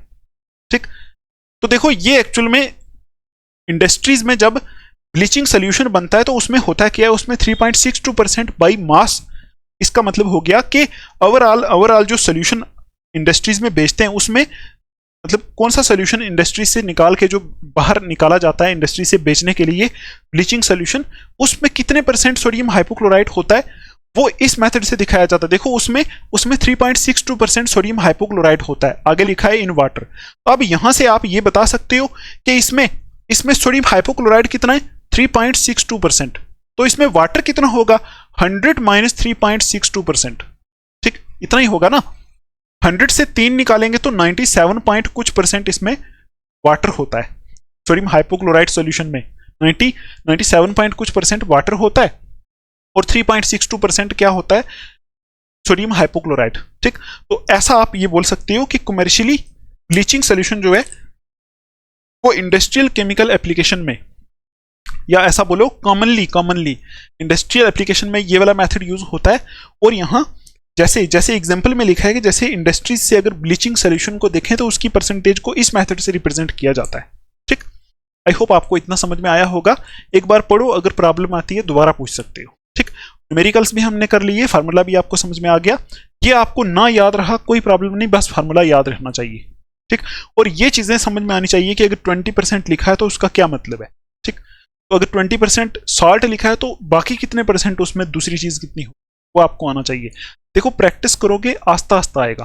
ठीक, मैं भी हर एक लेक्चर में इंप्रूवमेंट करूंगा अपना। ठीक है, आपको अगर मेरे में कोई प्रॉब्लम लगती है तो आप मुझे बता सकते हो, हम उसको पक्का इंप्रूव करेंगे। ठीक, आस्ता आस्ता करके चलेंगे, क्योंकि अगर एक बार एक काम हमने चुन लिया है तो जरूरी नहीं कि हम उसमें पहले दिन ही परफेक्ट हो जाएं। आस्ता आस्ता करके हम भी परफेक्ट हो जाएंगे, आप भी परफेक्ट हो जाओ। ठीक, अच्छा ठीक है, फिर ये इतना ही था मेथड। अभी हम चलते हैं नेक्स्ट मेथड, वॉल्यूम परसेंटेज पे। ठीक है, इसको हटाते हैं फिर आगे चलते हैं।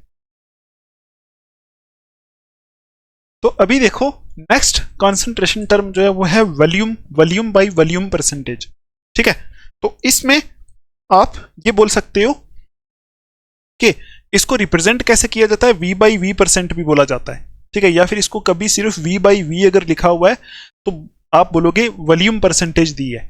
लेकिन अगर कहीं M बाई M लिखा है या फिर W बाई W लिखा है तो आप बोलोगे ये मास परसेंटेज की बात हो रही है। ठीक है, तो अब आपको मैं एक चीज बताता हूं, मास परसेंटेज कहां यूज होगी यूजुअली, जहां जो है ना सोल्यूशन का जो है मास दिया होगा। मतलब सोल्यूशन के अंदर देखो यहां हमने लिखा था ना, मास परसेंटेज निकालने के लिए एक सोल्यूट का mass divided by total mass multiple by 100, ये होती है मास परसेंटेज। तो अगर कहीं सोल्यूट का मास दिया है ग्राम में दिया है या केजी में दिया है, और टोटल जो सोल्यूशन है उसका भी मास दिया है, तो वहां हम मास परसेंटेज यूज करेंगे। अब वॉल्यूम परसेंटेज कहां यूज होगी वो भी मैं आपको बताता हूं। वॉल्यूम कहां यूज होती है, जहां सोल्यूशन लिक्विड होते हैं। ठीक है, आपको पता है लिक्विड में और गैसियस में वॉल्यूम की बात की जाती है। जहां गैसियस सोल्यूशन या लिक्विड सोल्यूशंस होते हैं वहां वॉल्यूम यूज की जाती है। ठीक, तो आप यहां सीधा सीधा फार्मूला लिख सकते हो, जैसे volume percent of a component. किसी कंपोनेंट की अगर हम वॉल्यूम परसेंटेज निकालना चाहें तो सेम टू सेम वैसा ही फार्मूला है जैसे मास परसेंट में था वैसा ही। तो ऊपर क्या लिखेंगे, volume of the component, volume of the component divided by total volume of the solution multiple by 100। Same to same exact वैसा ही है, बस यहां मास की जगह वॉल्यूम है। ठीक, ये कहां लगेगा, जहां सोल्यूट भी ग्राम में होगा और सोल्यूशन भी ग्राम में होगा। और वॉल्यूम वाला कहाँ लगेगा, देखो ऊपर भी वॉल्यूम है नीचे भी वॉल्यूम है, मतलब ऊपर भी वॉल्यूम का यूनिट होगा, मिलीलीटर या लीटर होगा, नीचे भी मिलीलीटर या लीटर होगा, मल्टीपल बाई 100। ठीक, और आपको पता है लीटर और मिलीलीटर ये जो वॉल्यूम होती है ये हम लिक्विड की मेजर करते हैं। ठीक, अगर कोई सॉलिड चीज है तो उसका मास देखते हैं, तो लिक्विड या गैस की हम वॉल्यूम चेक करते हैं। तो ये होता है वॉल्यूम परसेंटेज का फार्मूला। ठीक है, कुछ भी नहीं करना, वॉल्यूम परसेंटेज किसी कंपोनेंट की निकालनी है, तो वॉल्यूम उस कंपोनेंट की वॉल्यूम यहां रखो, डिवाइडेड बाई टोटल वॉल्यूम रखो, मल्टीपल बाई 100 कर दो, दैट्स इट। ये होता है, ये होती है वॉल्यूम परसेंटेज। ठीक है, अभी हम एक काम करते हैं, इस पे दो न्यूमेरिकल करके चेक करते हैं। देखो ये थर्ड वाला न्यूमेरिकल मैंने इसी के लिए लाया है। देखो यहां लिखा हुआ है अ सोल्यूशन, आप खुद करने की कोशिश करो साथ साथ। ठीक है, लिखा हुआ है a solution contains 30 millilitres of ethanol dissolved in 120 millilitres of water. ठीक है, मतलब एक सोल्यूशन है, उसमें क्या है, उसमें क्या बोला हुआ है, 30 ml ऑफ इथेनॉल है, और ये डिसॉल्व हुआ है किसमें, डिसॉल्व हुआ है किसमें, 120 ml ऑफ वाटर में, 120 ml ऑफ वाटर में। ये सिंपल क्वेश्चन है बिल्कुल, इसमें हुआ है। अब देखो calculate the volume percentage of ethanol, बोल रहा है कि वॉल्यूम परसेंटेज ऑफ इथेनॉल निकालो। देखो ना ऊपर लिखा है ना मैंने, volume percentage of a component, किसी कंपोनेंट की वॉल्यूम परसेंटेज। अब यहां इथेनॉल बोला है, लेकिन आप वाटर की भी यहां निकाल सकते हो। ठीक, देखो वॉल्यूम परसेंटेज ऑफ कंपोनेंट मतलब वॉल्यूम परसेंटेज ऑफ इथेनॉल हमने यहां निकालना है। तो क्या होगा, यहां मैंने लिखा है वॉल्यूम ऑफ द कंपोनेंट, यहां लिखेंगे वॉल्यूम ऑफ द कंपोनेंट, जिसकी निकालनी है उसकी वॉल्यूम यहां लिखनी है। तो किसकी निकालनी है, इथेनॉल की, उसकी वॉल्यूम 30 ml यहां लिखनी है। ठीक है, और यहां यूजुअली जो है वॉल्यूम परसेंटेज में ml में वॉल्यूम यूज होगी। ठीक, divided by total volume of solution, divided by यहां टोटल वॉल्यूम ऑफ सोल्यूशन लिखनी है। तो देखो जब इसको और इसको मिक्स करेंगे तो सोल्यूशन बनेगा ना, 30 ml प्लस 120 ml को मिक्स करेंगे तो सोल्यूशन बनेगा, तो टोटल वॉल्यूम हो जाएगी 30 प्लस 120। ठीक है, टोटल वॉल्यूम हो जाएगी 30 प्लस 120, और यहां से हो जाएगा टोटल 150, तो टोटल वॉल्यूम आ जाएगी 150 ml। अब ml से ml तो कैंसिल हो जाएगा, मल्टीपल बाई 100 करेंगे परसेंटेज निकालने के लिए। यहां से देखो 0 गया 0 गया।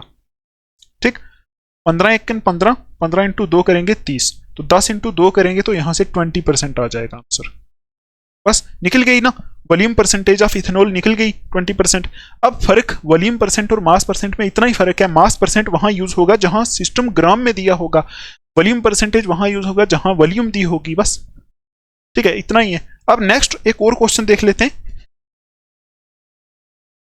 ये देखो, ये क्वेश्चन जो है इसमें देखो क्या करोगे, ये आप खुद सॉल्व करने की कोशिश करो, अभी अभी सॉल्व करो।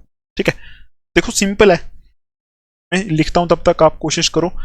अब mixture contains 40 millilitres of gasoline, मतलब एक मिक्सचर है उसमें 40 ml गैसोलीन है, पेट्रोल को बोलते हैं गैसोलीन। ठीक है, 40 ml गैसोलीन है और 160 ml ऑफ डीजल है, 160 ml ऑफ डीजल है, इतना है। अब बोल रहा है determine the volume percentage of gasoline and diesel, gasoline और डीजल दोनों की ही वॉल्यूम परसेंटेज निकालो।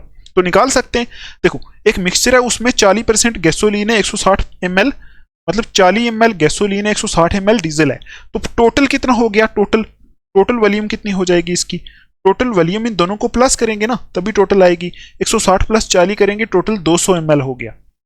ठीक, अब हमें पूछा है पहले कि बताओ वॉल्यूम परसेंट ऑफ गैसोलीन निकालो, तो आप खुद ही करोगे ना आराम से इसको। देखो वॉल्यूम परसेंट ऑफ गैसोलीन निकालने के लिए गैसोलीन की वॉल्यूम रखो 40 डिवाइडेड बाई टोटल वॉल्यूम रखो 200 ml, मल्टीपल बाई 100 कर दो, दैट्स इट। यहां से यही आएगा, तो यहां से आ जाएगा 20%। ठीक, अब दूसरी चीज पूछी है वॉल्यूम परसेंट ऑफ डीजल निकालो। वॉल्यूम परसेंट देखो, वॉल्यूम परसेंट ऑफ डीजल। ठीक है, कैसे निकलेगा, डीजल की वॉल्यूम लिखनी है, डीजल की कितनी वॉल्यूम दी हुई है 160 ml, 160 ml divided by total कितनी है 200 ml, मल्टीपल बाई 100 करेंगे। ठीक है, मल्टीपल बाई 100 करेंगे, दैट्स इट। यहां से 2 आएगा, यहां से 80 आएगा, तो से आ जाएगी 80%। ठीक है, दैट्स इट, और कुछ नहीं है, यही है। यहां से 80% आ गई, यहां से 20% आ गई। तो ऐसे करके आपको इस बेस पे वॉल्यूम परसेंटेज पे क्वेश्चंस आ सकते हैं। ठीक है,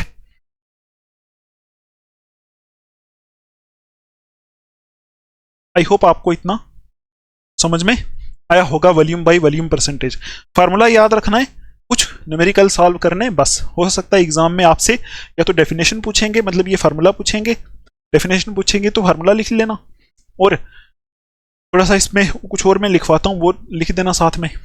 ठीक, और न्यूमेरिकल पूछेंगे तो वो आसान है, कर लोगे आप। ठीक है, अच्छा, अब हम इसको हटाते हैं, कुछ इन्फॉर्मेशन इसके बारे में बुक में दी हुई है वो लिखते हैं, वहां से एग्जाम में इस बार क्वेश्चन पूछा गया था एक। ठीक है, वो आपको एज इट इज याद रखना है। जैसे हमने मास परसेंटेज में किया ना, वैसे ही हम यहां करेंगे वॉल्यूम परसेंटेज में। तो यहां आप, ये तो आपको पता चल गया इसको डिनोट कैसे करते हैं। तो आप एक दो पॉइंट यहां ऐड कर लो। जैसे मैं बोलूं example, 10% ethanol solution in water, ये आपके सामने अगर लिखा हुआ है तो इसको आप समझ सकते हो। 10% इथेनॉल सोल्यूशन इन वाटर, देखो इथेनॉल होता है लिक्विड और वाटर भी होता है लिक्विड, मतलब यहां 10% इथेनॉल पड़ा हुआ है वाटर में। तो आपसे कोई पूछे इसमें इथेनॉल कितना है, तो 10% है इथेनॉल। अगर आपसे पूछे ये इथेनॉल पानी में पड़ा है तो पानी कितना है यहाँ, तो 10% अगर इथेनॉल है, टोटल परसेंटेज हमेशा 100 होती है, 100 में से 10% इथेनॉल है तो 10 को निकाल दो, पीछे कितना बचेगा 90, तो आप बोलोगे 90% इस सोल्यूशन के अंदर वाटर है। ठीक, अगर आपसे कोई बोले बताओ इसको ग्राम में, तो आप क्या करोगे, मतलब ग्राम में नहीं, इसको अब वॉल्यूम है ना, देखो अगर मास होता तो ग्राम में बताते, अगर अभी वॉल्यूम है तो फिर भी आप 100 ml इसको लोगे, मतलब 100 ml से ही दिखाओगे, 100 मिलीलीटर से। देखो पहले ग्राम था ना, ग्राम, ग्राम क्यों दिखाया, क्योंकि वो मास का था, वहां 10% बाई मास का मतलब होता है 10 ग्राम। अब यहाँ 10% बाई वॉल्यूम है, मतलब यहाँ लिक्विड है, तो 10% बाई वॉल्यूम का मतलब है, 10% बाई वॉल्यूम का मतलब है कि 100 ml से बताओ। तो अगर टोटल 100 ml है तो उसमें से अगर 10% इथेनॉल है तो इसका मतलब 10 ml यहाँ इथेनॉल है और 90 ml मिलीलीटर यहाँ वाटर है। ये चीज आपको आनी चाहिए, ये पता होना चाहिए। हमेशा आप सिलेक्ट करोगे वॉल्यूम के केस में 100 ml और मास के केस में 100 ग्राम। ठीक, उसी में से हम परसेंटेज दिखाते हैं। ठीक है, आई होप आपको इतना समझ में आया होगा, ये आप समझ जाओगे।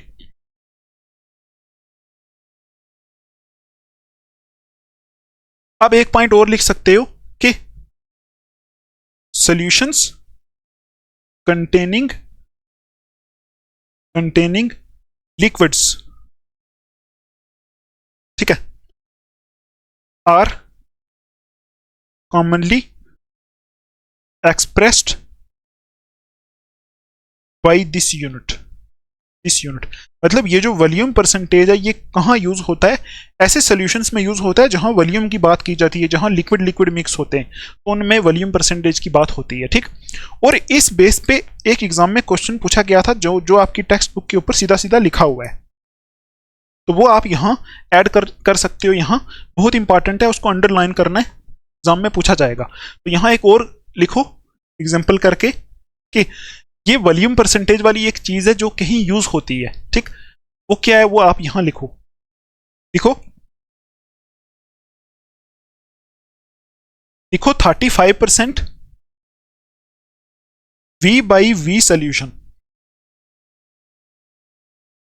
Of ethylene ethylene glycol of ethylene glycol, इतना लिखो। आगे कॉमा डाल के लिखो एन एंटी फ्रीज। ठीक है, एन एंटी फ्रीज, आगे लिखो is used in cars for cooling engine. ठीक है, फॉर कूलिंग इंजन, आगे लिखोगे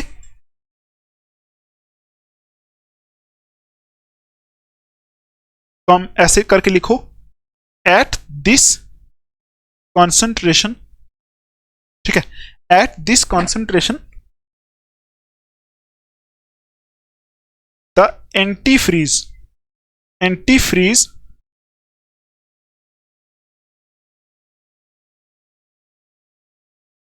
lowers the freezing point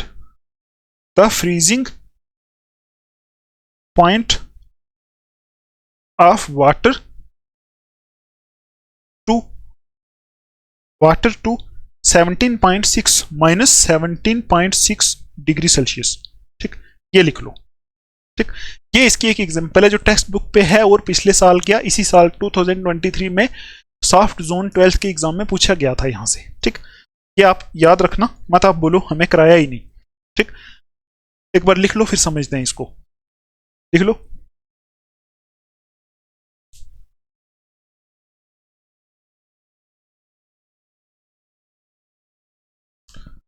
लिख लिया आपने?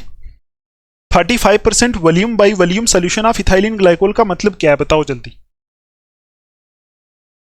आपसे यही पूछ ले कोई कि अगर यहां लिखा है 35% V by V solution of ethylene glycol,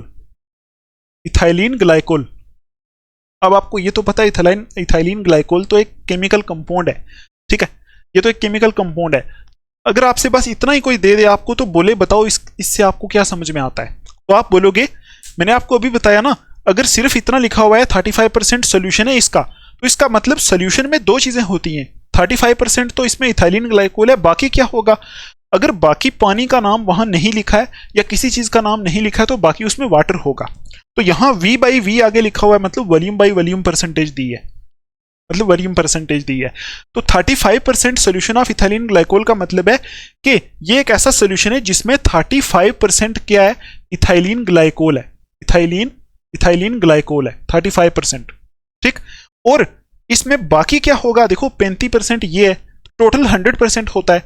जो बाकी होगा ये सोल्यूशन है ना, तो सोल्यूशन में एक सॉल्वेंट होता है, तो यूजुअली अगर लिखा हुआ नहीं है तो हम सॉल्वेंट पानी को मानते हैं। ठीक है, तो यहां 35% जो है वो क्या है, वो क्या इथाइलिन ग्लाइकोल है, बाकी 65% यहां क्या होगा, वाटर होगा। ये आपको इंफॉर्मेशन यहां से समझ में आनी चाहिए। तो अगर यहां लिखा हुआ है V बाई V, तो इसका मतलब यहां 35 मिलीलीटर इथाइलिन ग्लाइकोल है। मैंने आपको बताया ना, अगर V बाई V लिखा है तो हम मानते हैं 100 ml से, 100 ml से मानते हैं। अगर यहां W बाई W लिखा होगा तो फिर हम मानेंगे 100 ग्राम से मानेंगे। ठीक, 100 ग्राम से इसको देखते हैं। ठीक, अगर 35% इथाइलिन ग्लाइकोल है, V बाई V है, तो इसका मतलब वहां 35 ml इथाइलिन ग्लाइकोल है और बाकी 65 ml जो है उसमें वाटर है। यहां से ये हमें समझ में आता है। ठीक, तो अगर मैं बोलूं 35% इथाइलिन ग्लाइकोल सोल्यूशन, इसका मतलब ये एक सोल्यूशन बनाया गया है जिसमें 35 मिलीलीटर इथाइलिन ग्लाइकोल डाला गया है 65 ml पानी के अंदर। ठीक है, तो अब आप ये पढ़ो, ये क्या लिखा है, ये तो आपको समझ में आ गया ना। अगर ये लिखा है तो इसका मतलब क्या है, देखो पहले मतलब तो समझ आना चाहिए। अगर आपके सामने 35% लिखा तो आपको पता ही ना चले ये है क्या चीज। ठीक, बहुत सारे और क्वेश्चंस करेंगे जहां से आपको समझ में आएगा। ठीक, देखो यहां लिखा है 35% V by V solution of ethylene glycol an antifreeze. Exam में ये पूछा गया था कि कौन सा सोल्यूशन एंटी फ्रीज के तौर पे यूज होता है। देखो आपने गाड़ी तो देखी होगी, गाड़ी में एक बीच में रेडिएटर होता है, उसके बीच में कूलेंट पड़ता है, कूलेंट। ठीक है, कूलेंट आप बाजार से लेके आते हो, तो जब वो कूलेंट डालते हैं ना, ठीक है, वो कूलेंट जो होता है उसमें इथाइलिन ग्लाइकोल होता है, इथाइलिन ग्लाइकोल होता है। और वो कूलेंट काम क्या करता है, इंजन को ठंडा करता है। ठीक, और जब हम वो कूलेंट डालते हैं उस कूलेंट के बीच में थोड़ा सा पानी भी मिक्स कर देते हैं, हम पानी मिक्स करते हैं, या फिर वो जो कूलेंट होता है आप ऐसा बोल सकते हो वो कूलेंट यही होता है, 35% इथाइलिन ग्लाइकोल होता है कूलेंट।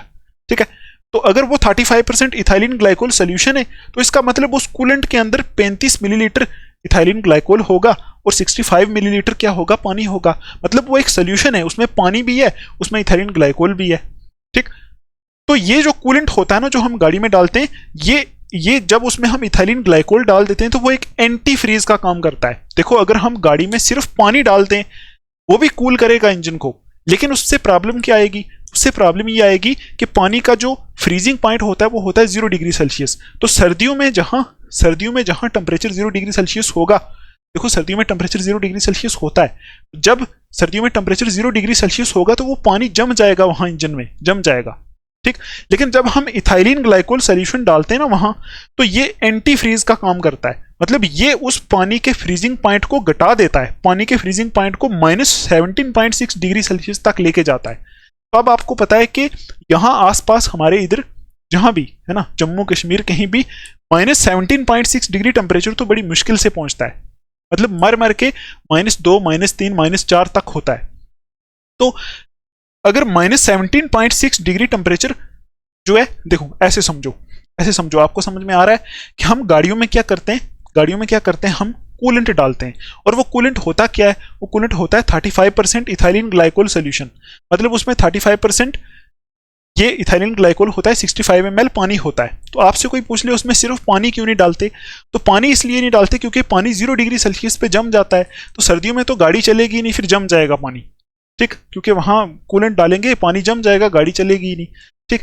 तो हम इथाइलिन ग्लाइकोल सोल्यूशन क्यों डालते हैं उसमें, इसको कूलेंट के तौर पे क्यों यूज करते हैं, क्योंकि ये पानी, इसमें भी पानी है, देखो इसमें भी 65 ml पानी है, लेकिन ये क्या करता है, उस पानी के फ्रीजिंग पॉइंट को घटा देता है।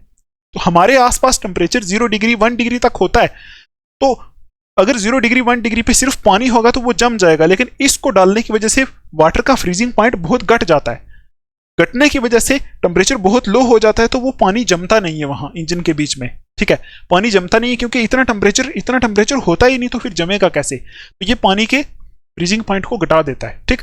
तो ये आप एक बार पढ़ो, लिखा है 35% V/V solution of ethylene glycol एक एंटी फ्रीज होता है, ठीक। एंटी फ्रीज मतलब जमने से बचाता है, पानी को जमने से बचाता है ये सोल्यूशन। अगर हम मतलब इथाइलिन ग्लाइकोल को यूज कर ले, 35% इसको यूज कर ले, तो ये पानी इसमें जो सोल्यूशन में जो पानी होता है उसको जमने से ये बचाता है। मतलब 0 डिग्री सेल्सियस टेम्परेचर हो, चाहे -1 -2 हो, उस पर जमेगा ही नहीं वो। तो फिर अगर पानी उस इंजन के बीच में कूलेंट जमेगा ही नहीं, पानी जमेगा नहीं, तो फिर गाड़ी चलती रहेगी, अगर जम जाएगा तो गाड़ी बंद हो जाएगी सर्दी में, ठीक। तो आप बोलोगे ये एक एंटी फ्रीज का काम करता है, is used in cars for cooling engine, car में इंजन कूल करने के लिए यूज होता है, ठीक। अब यहां लिखा है एट दिस कॉन्सेंट्रेशन, देखो इस कॉन्सेंट्रेशन पे, मतलब 35% इथाइलिन ग्लाइकोल की जो कॉन्सेंट्रेशन 35% है, इस कॉन्सेंट्रेशन पे ये जो एंटी फ्रीज होता है louvers the freezing point of water, ये पानी के फ्रीजिंग पॉइंट को घटा देता है, पानी के फ्रीजिंग पॉइंट को लो कर देता है, ठीक। मतलब पहले सपोज पानी यहां जम जाता, अगर हम सिर्फ पानी डालते यहां जम जाता, जब हमने ये सोल्यूशन डाल दिया इस कॉन्सेंट्रेशन पे, अब देखो बाहर का एटमॉस्फेयर का टेम्परेचर तो यहां तक ही पहुंचता है, मर के 0 डिग्री या 1 डिग्री 2 डिग्री या -1-2 डिग्री तक पहुंचता है। लेकिन यहां अगर टेम्परेचर होता, मतलब अगर हमने सिर्फ पानी डाला होता, देखो समझाता हूं आपको, देखो अगर हमने सिर्फ पानी डाला होता 0 डिग्री पे, 1 डिग्री पे या -1 डिग्री पे, वो पानी गाड़ी में जम जाता। जब हम ये सोल्यूशन डालते हैं तो वो टेम्परेचर को डाउन करता है। अब एटमॉस्फेयर का टेम्परेचर तो यहां तक ही रहता है ना, एटमॉस्फेयर का टेम्परेचर इतना डाउन होता ही नहीं, तो पानी फिर जमता ही नहीं ना, क्योंकि फ्रीजिंग पॉइंट घट जाता है, ठीक है, पानी का जमने का पॉइंट घटा देता है ये, ठीक। अगर नहीं भी समझ आया कोई प्रॉब्लम नहीं, आप टेलीग्राम पे पूछ सकते हो, फिर भी नहीं आया तो आप बस इतना याद रखना कि इथाइलिन ग्लाइकोल जो है ये कहाँ यूज होता है, ठीक। या फिर आपसे कोई पूछ ले एंटी फ्रीज के तौर पे क्या यूज होता है, तो आप बोलोगे 35% सोल्यूशन ऑफ इथाइलिन ग्लाइकोल, ठीक। तो ये था हमारा वॉल्यूम परसेंट। अब देखो ये 35% V/V जो है ये वॉल्यूम परसेंट से ही लिया गया है, वॉल्यूम परसेंट की ही एक एग्जांपल आई है, ठीक। अच्छा, ये हो गया हमारा volume by volume percent, numericals भी करा दिए आपको, आई होप समझ में आया होगा। अभी हम चलते हैं नेक्स्ट पे, ठीक है। नेक्स्ट है हमारा मास बाई वॉल्यूम परसेंट, ठीक। इसको आप लिख लो, साफ करते हैं, फिर आगे चलते हैं। तो अभी देखो third concentration term mass by volume percent, तो इसमें आपने टाइम वेस्ट नहीं करना है, वैसा ही है सेम। तो आप लिखो सीधा, आपको निकालना कैसे है, मास by volume percent of a component. किसी कंपोनेंट की मास बाई वॉल्यूम परसेंट कैसे निकालते हैं, इसको रिप्रेजेंट कैसे किया जाता है, ऐसे किया जाता है M/V या फिर W/V%, M/V% या फिर W/V% से भी रिप्रेजेंट किया जाता है। तो निकालते कैसे हैं, फार्मूला क्या होता है, इज इक्वल टू, देखो पहले मास बाई मास था, ठीक है, तो उसमें ऊपर भी मास नीचे भी मास लिया था, मल्टीपल बाई 100, फिर वॉल्यूम बाई वॉल्यूम आया, ऊपर भी वॉल्यूम ली नीचे भी वॉल्यूम ली मल्टीपल बाई 100। अब मास बाई वॉल्यूम है तो ऊपर मास लेंगे, नीचे वॉल्यूम लेंगे, मल्टीपल बाई 100 करेंगे, दैट्स इट। यही है और कुछ नहीं, ठीक है। तो इसमें आप लिखोगे ऊपर ऊपर मास लिखोगे, मास बाई वॉल्यूम है ना, तो आप लिखोगे मास ऑफ अ कंपोनेंट, नीचे क्या लोगे वॉल्यूम, मास ऑफ कंपोनेंट ऊपर लोगे, नीचे यहां ग्राम में लोगे मास, ठीक। नीचे टोटल वॉल्यूम ऑफ सॉल्यूशन, ठीक, यहां लोगे मिलीलीटर में और मल्टीपल बाई 100, दैट्स इट। यही इसका फार्मूला है, ठीक। देखो ये कहां यूज होगा, जहां जहां सॉल्यूट भी मास होगा और सॉल्वेंट भी मास। ये कहां यूज होगा, जहां सॉल्यूट वॉल्यूम में होगा, मतलब ऐसे बोलो, यहां मास किसका होता है, सॉलिड का, ये वहां यूज होगा जहां सॉल्यूट सॉलिड, सॉल्वेंट भी सॉलिड, मतलब ओवरऑल सॉल्यूशन ही सॉलिड होगा। ये वहां यूज होगा जहां जहां सॉल्यूट भी लिक्विड, सॉल्वेंट भी लिक्विड, ओवरऑल सॉल्यूशन भी लिक्विड। ये कहां यूज होगा, जहां सॉल्यूट मास होगा, मतलब सॉल्यूट सॉलिड होगा और सॉल्वेंट लिक्विड होगा, ये वहां यूज होगा, और ओवरऑल सॉल्यूशन भी लिक्विड होगा, ठीक, वहां ये यूज होगा। अब देखो mass of component divide by total volume of solution multiple by 100, ये इसका फार्मूला होता है। और आप एक लाइन यहां ही लिख लो, ये जो यूज होता है कहां, commonly used in medicine and pharmacy. दवाइयां बनाने वाली जो जगह होती है ना, जहां मेडिसिन वगैरह बनती है, वहां ये यूनिट यूज होता है, वहां volume mass by volume percent use होता है, ठीक। अब ऐसे हमें देखो समझ तो हमें आ ही गया है कि मास बाई वॉल्यूम परसेंट निकालना आपसे पूछेंगे, होता क्या ये पूछेंगे, तो आप बोलोगे मास किसी कंपोनेंट का डिवाइडेड बाई टोटल वॉल्यूम, ठीक है, ठीक है, divided by total volume of solution multiple by 100, तो मास बाई वॉल्यूम परसेंटेज निकल जाएगी। हम करेंगे कुछ न्यूमेरिकल्स, वो करके देखेंगे, ठीक है। पांचवा हमने करना है। अब देखो फॉर्मूला तो आपको समझ में आ गया, उसको यहां अप्लाई करना सीखना है। देखो क्वेश्चन है बिल्कुल सिंपल है, लिखा है a cough syrup contains 15 gram of active ingredient, यहां 15 ग्राम ऑफ एक्टिव इंग्रेडिएंट है, 15 ग्राम ऑफ एक्टिव इंग्रेडिएंट है किसी कफ सिरप में, ठीक है। आगे लिखा हुआ है 100 मिलीलीटर ऑफ सिरप है,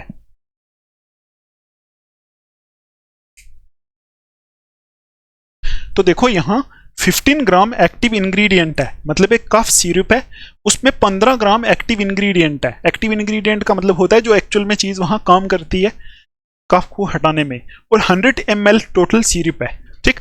यहां पूछा है मास by volume percentage active ingredient की निकालो, तो आप निकाल सकते हो आराम से।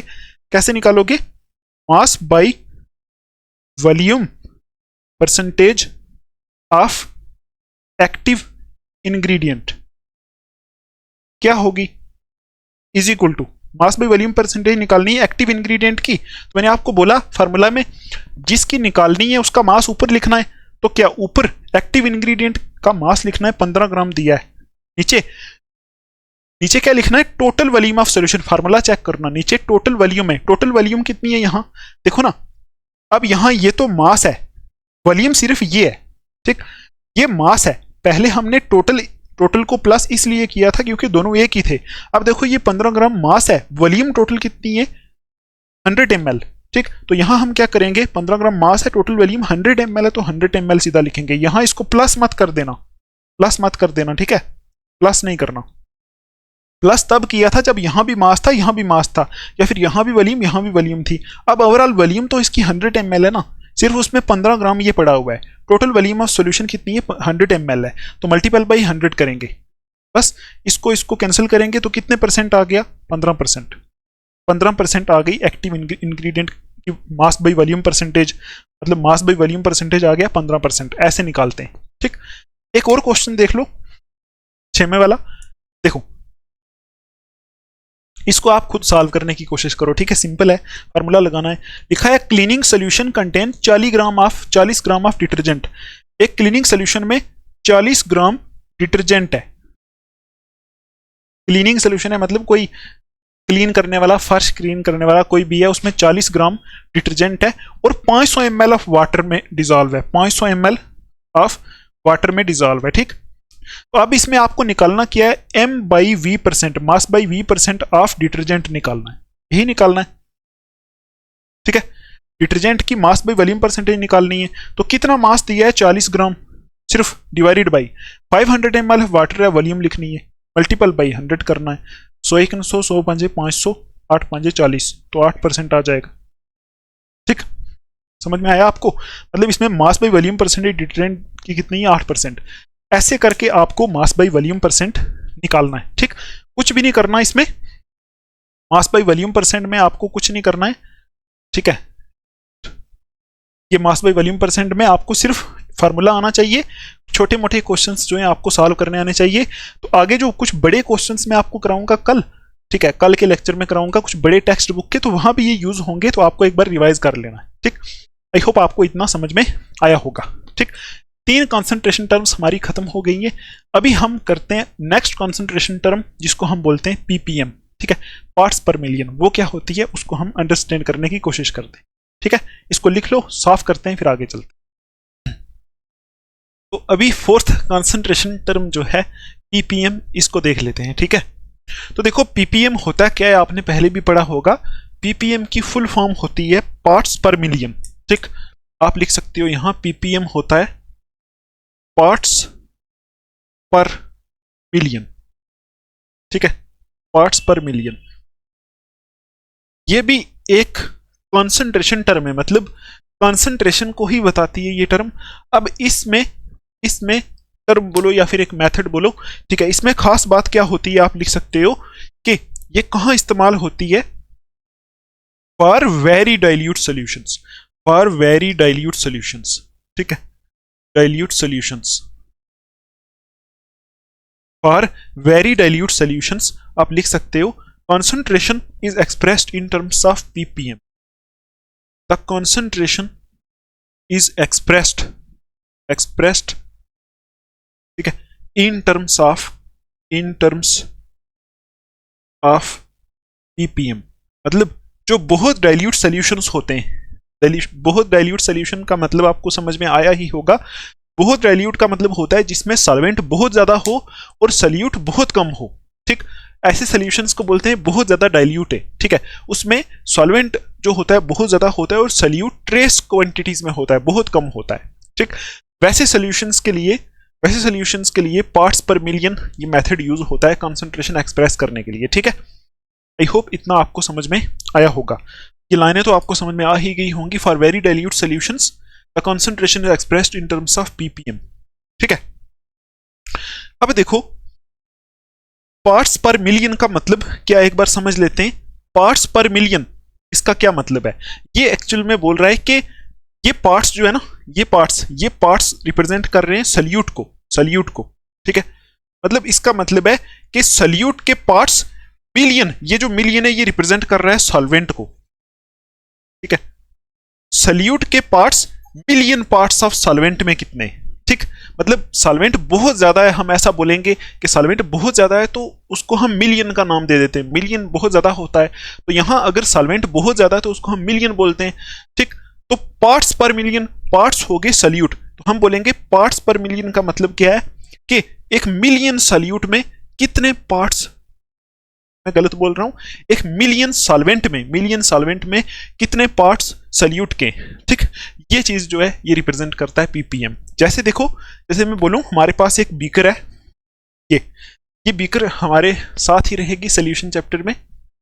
इस बीकर में सपोज हमने डाल दिया है, बड़ी बीकर है ये, इसमें हमने डाल दिया है कितना, ये पानी है, इसमें वाटर डाल दिया है, वाटर इसमें सॉल्वेंट है, और ये डाला है हमने यहाँ 100 लीटर पानी डाल दिया।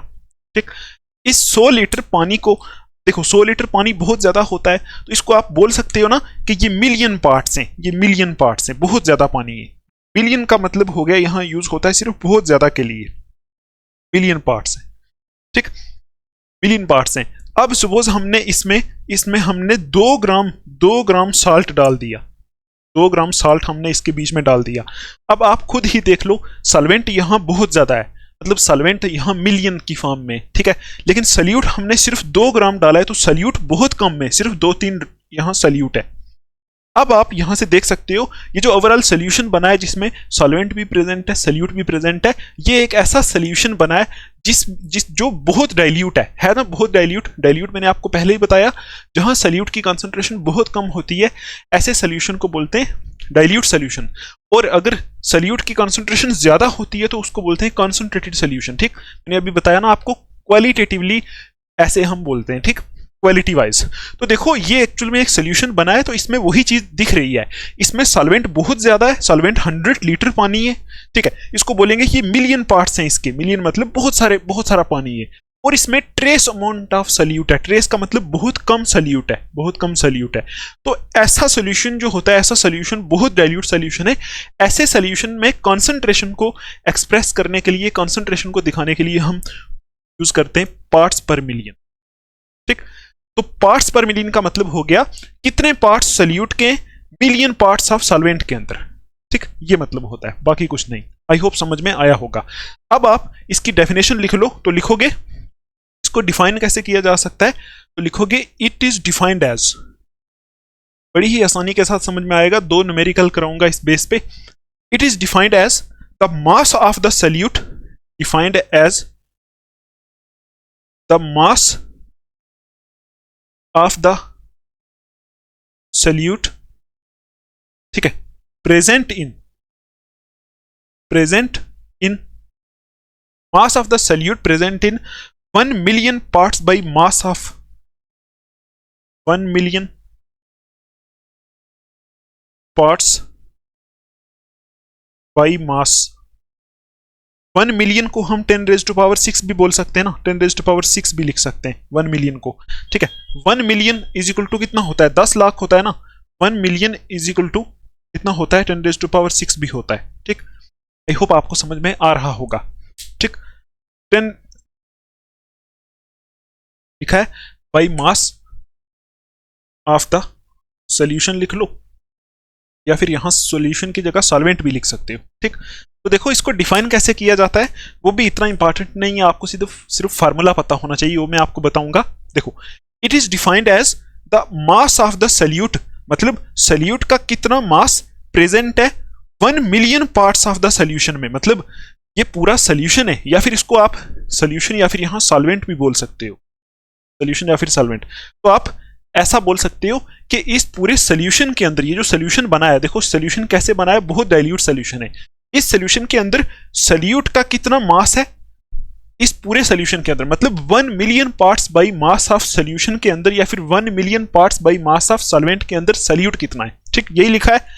It is defined as the mass of the solute present in 1 million parts by mass of the solution या फिर सॉल्वेंट, ठीक है। मतलब 1 million parts by mass of solution के अंदर, मतलब बहुत ज्यादा सोल्यूशन या बहुत ज्यादा सॉल्वेंट के अंदर 1 मिलियन पार्ट्स मतलब बहुत ज्यादा सॉल्वेंट के अंदर कितना सल्यूट प्रेजेंट है, ठीक। जो छोटा सा सल्यूट है, तभी लिखा है कितना मास प्रेजेंट है सल्यूट का, छोटा सल्यूट प्रेजेंट है, बहुत कम क्वांटिटी में प्रेजेंट है, इसी को हम पीपीएम से निकालते हैं, ठीक है। अब देखो अगर आपको इसमें डाउट है तो आप कुछ याद मत रखो, सिर्फ याद रखो फॉर अ सल्यूट ए लिखो, for a solute A suppose हमें निकालना है कि 1 मिलियन पार्ट्स, किसी सॉल्वेंट का 1 मिलियन पार्ट है, मतलब कोई सॉल्वेंट बहुत ज्यादा है, उसमें कितना सल्यूट प्रेजेंट है, ठीक। तो आप लिखोगे for a solute A, suppose मैं बोल रहा हूं कि ये हमारा जो सोल्यूशन है, इसमें जो सल्यूट प्रेजेंट है ना, इस सल्यूट का नाम ए है, ठीक। तो इसको हम पीपीएम में कैसे दिखाएंगे, तो आप लिख सकते हो फॉर अ सल्यूट ए, मतलब अगर किसी सोल्यूशन में सल्यूट ए के लिए हमें पीपीएम में इसको दिखाना है कि कितने पीपीएम में कितने पार्ट्स पर मिलियन है, तो आप ऐसे लिखोगे पीपीएम ऑफ ए का पीपीएम कैसे निकालेंगे, फॉर अ सल्यूट, कोई सल्यूट है उसके लिए ए का पीपीएम कैसे निकालेंगे mass of A divided by mass of solution, ठीक है, मल्टीपल बाई 10⁻6, दैट्स इट, ये फार्मूला है इसका, ठीक है। और यहां ये जो मास है ये दोनों यहाँ ग्राम्स में होने चाहिए, ग्राम्स में, और ये भी यहाँ ग्राम्स में होना चाहिए। ठीक है, तो ये होता है पीपीएम निकालने का फार्मूला। ठीक है, ये आप अंडरलाइन कर लो। क्या होता है पीपीएम? आप बोलोगे पीपीएम भी एक कंसंट्रेशन टर्म है, मतलब कंसंट्रेशन को एक्सप्रेस करने का एक मेथड है, क्वांटिटी दिखाता है, क्वांटिटेटिवली जिसको बोलते हैं ना, क्वांटिटेटिवली ये एक मेथड है कंसंट्रेशन को एक्सप्रेस करने के लिए। ठीक, कहाँ यूज होता है? बहुत ज्यादा डाइल्यूट सॉल्यूशंस के लिए यूज होता है, जहां सॉल्यूट बहुत कम हो। ठीक, और इतना कम हो कि हम बोले सॉल्वेंट बहुत ज्यादा है, सॉल्यूट बहुत कम में, तो हम बोलते हैं पार्ट्स पर मिलियन, मतलब पार्ट्स ऑफ सॉल्यूट पर मिलियन पार्ट्स ऑफ सॉल्वेंट, ऐसा बोले, मतलब मिलियन पार्ट्स ऑफ सॉल्वेंट में कितने पार्ट सॉल्यूट है। ठीक, अच्छा, और इसका फार्मूला अगर सपोज हमें सॉल्यूट जो है वो कितना है, मतलब किसी सॉल्यूशन के अंदर सॉल्यूट कितना है ना, तो उसको निकालना है पीपीएम में, तो हम ये फार्मूला यूज करेंगे फॉर अ सॉल्यूट ए। ज्यादा सोचना नहीं है इसमें, कुछ मतलब कोई हाई फाई चीज नहीं है। ठीक, तो आप बोलोगे फॉर अ सॉल्यूट ए, मैंने लिख दिया कोई सॉल्यूट ए पड़ा हुआ है इस सॉल्यूशन के अंदर। ठीक, तो ये सॉल्यूशन में सॉल्वेंट बहुत ज्यादा है, सॉल्यूट ए पड़ा हुआ है, बहुत कम सॉल्यूट है। ठीक, तो आप फार्मूला लगाओगे, इसको पीपीएम में डिस्कस करोगे, मतलब पीपीएम में निकालोगे कि कितने पीपीएम सॉल्यूट पड़ा है। तो आप क्या करोगे, सीधा सीधा मास ऑफ ए, मतलब जो ए सॉल्यूट है उसका मास लेना है यहाँ ग्राम्स में, divided by mass of solution लेना है। ठीक है, मास लेना है, इसका सॉल्यूट का मास लेना है, डिवाइडेड बाई सॉल्यूशन का मास लेना है, मल्टीपल बाई 10⁻⁶ करना है। ये मिलियन का आ गया ना, 10⁻⁶ हमने दिखा था ना, यहाँ 10⁻⁶ 1 मिलियन को बोलते हैं, तो इंटू 10⁻⁶ करना, यहाँ से जो आएगा वो पीपीएम में कॉन्सेंट्रेशन आएगी। ठीक, जैसे देखो इसके बेस पे कुछ हम क्वेश्चंस करते हैं। देखो जैसे ये ऐसा क्वेश्चन आपको यहां से मिल सकता है।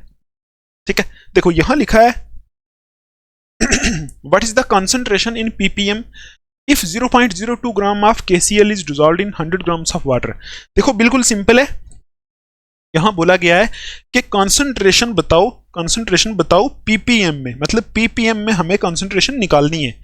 तो आगे लिखा हुआ है इफ 0.025 ग्राम ऑफ KCl, तो हमें KCl की मतलब KCl का दिया हुआ है कितना, 0.025 ग्राम KCl दिया हुआ है।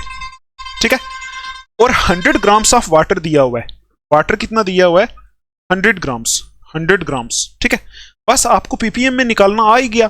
तो अब देखो इस क्वेश्चन के अंदर आप ये देखोगे देखो सॉरी थोड़ा सा होता है गले में। देखो क्वेश्चन के अंदर दिया गया है what is the concentration in PPM, मतलब पीपीएम में कंसंट्रेशन बताओ if 0.025 gram of KCl is dissolved in 200 grams of water. तो आपको यहां से पता चल जाएगा देख के कि सॉल्यूट कौन सा है और सॉल्वेंट कौन सा है। देखो जो कम में वो सॉल्यूट होता है, तो 0.025 ग्राम ऑफ KCl यहाँ सॉल्यूट है, ये सॉल्यूट है, यहाँ सॉल्यूशन बनाया और पानी के अंदर बनाया है, पानी 100 ग्राम है, ये सॉल्यूट है, ये सॉल्वेंट है। ठीक है, तो अब देखो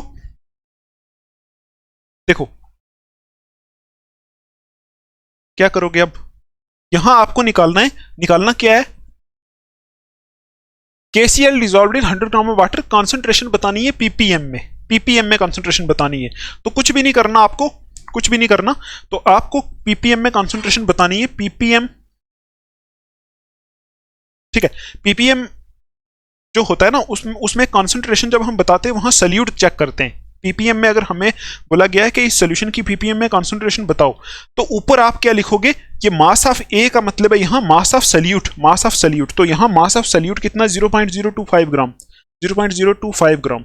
ठीक है, डिवाइडेड बाई, देखो यही फार्मूला लगाना है सीधा, मास ऑफ ए है ना, तो ए क्या चीज है, सॉल्यूट, तो यहाँ सॉल्यूट क्या है KCl, तो इसका मास हमने लिखा 0.025 gram, divided by mass of solution का मतलब है मास, सॉल्यूशन कैसे बनता है, इन दोनों को मिक्स करके बनता है ना। देखो यहां ये भी ग्राम में, इन दोनों को मिक्स करेंगे तो सॉल्यूशन बनेगा ना।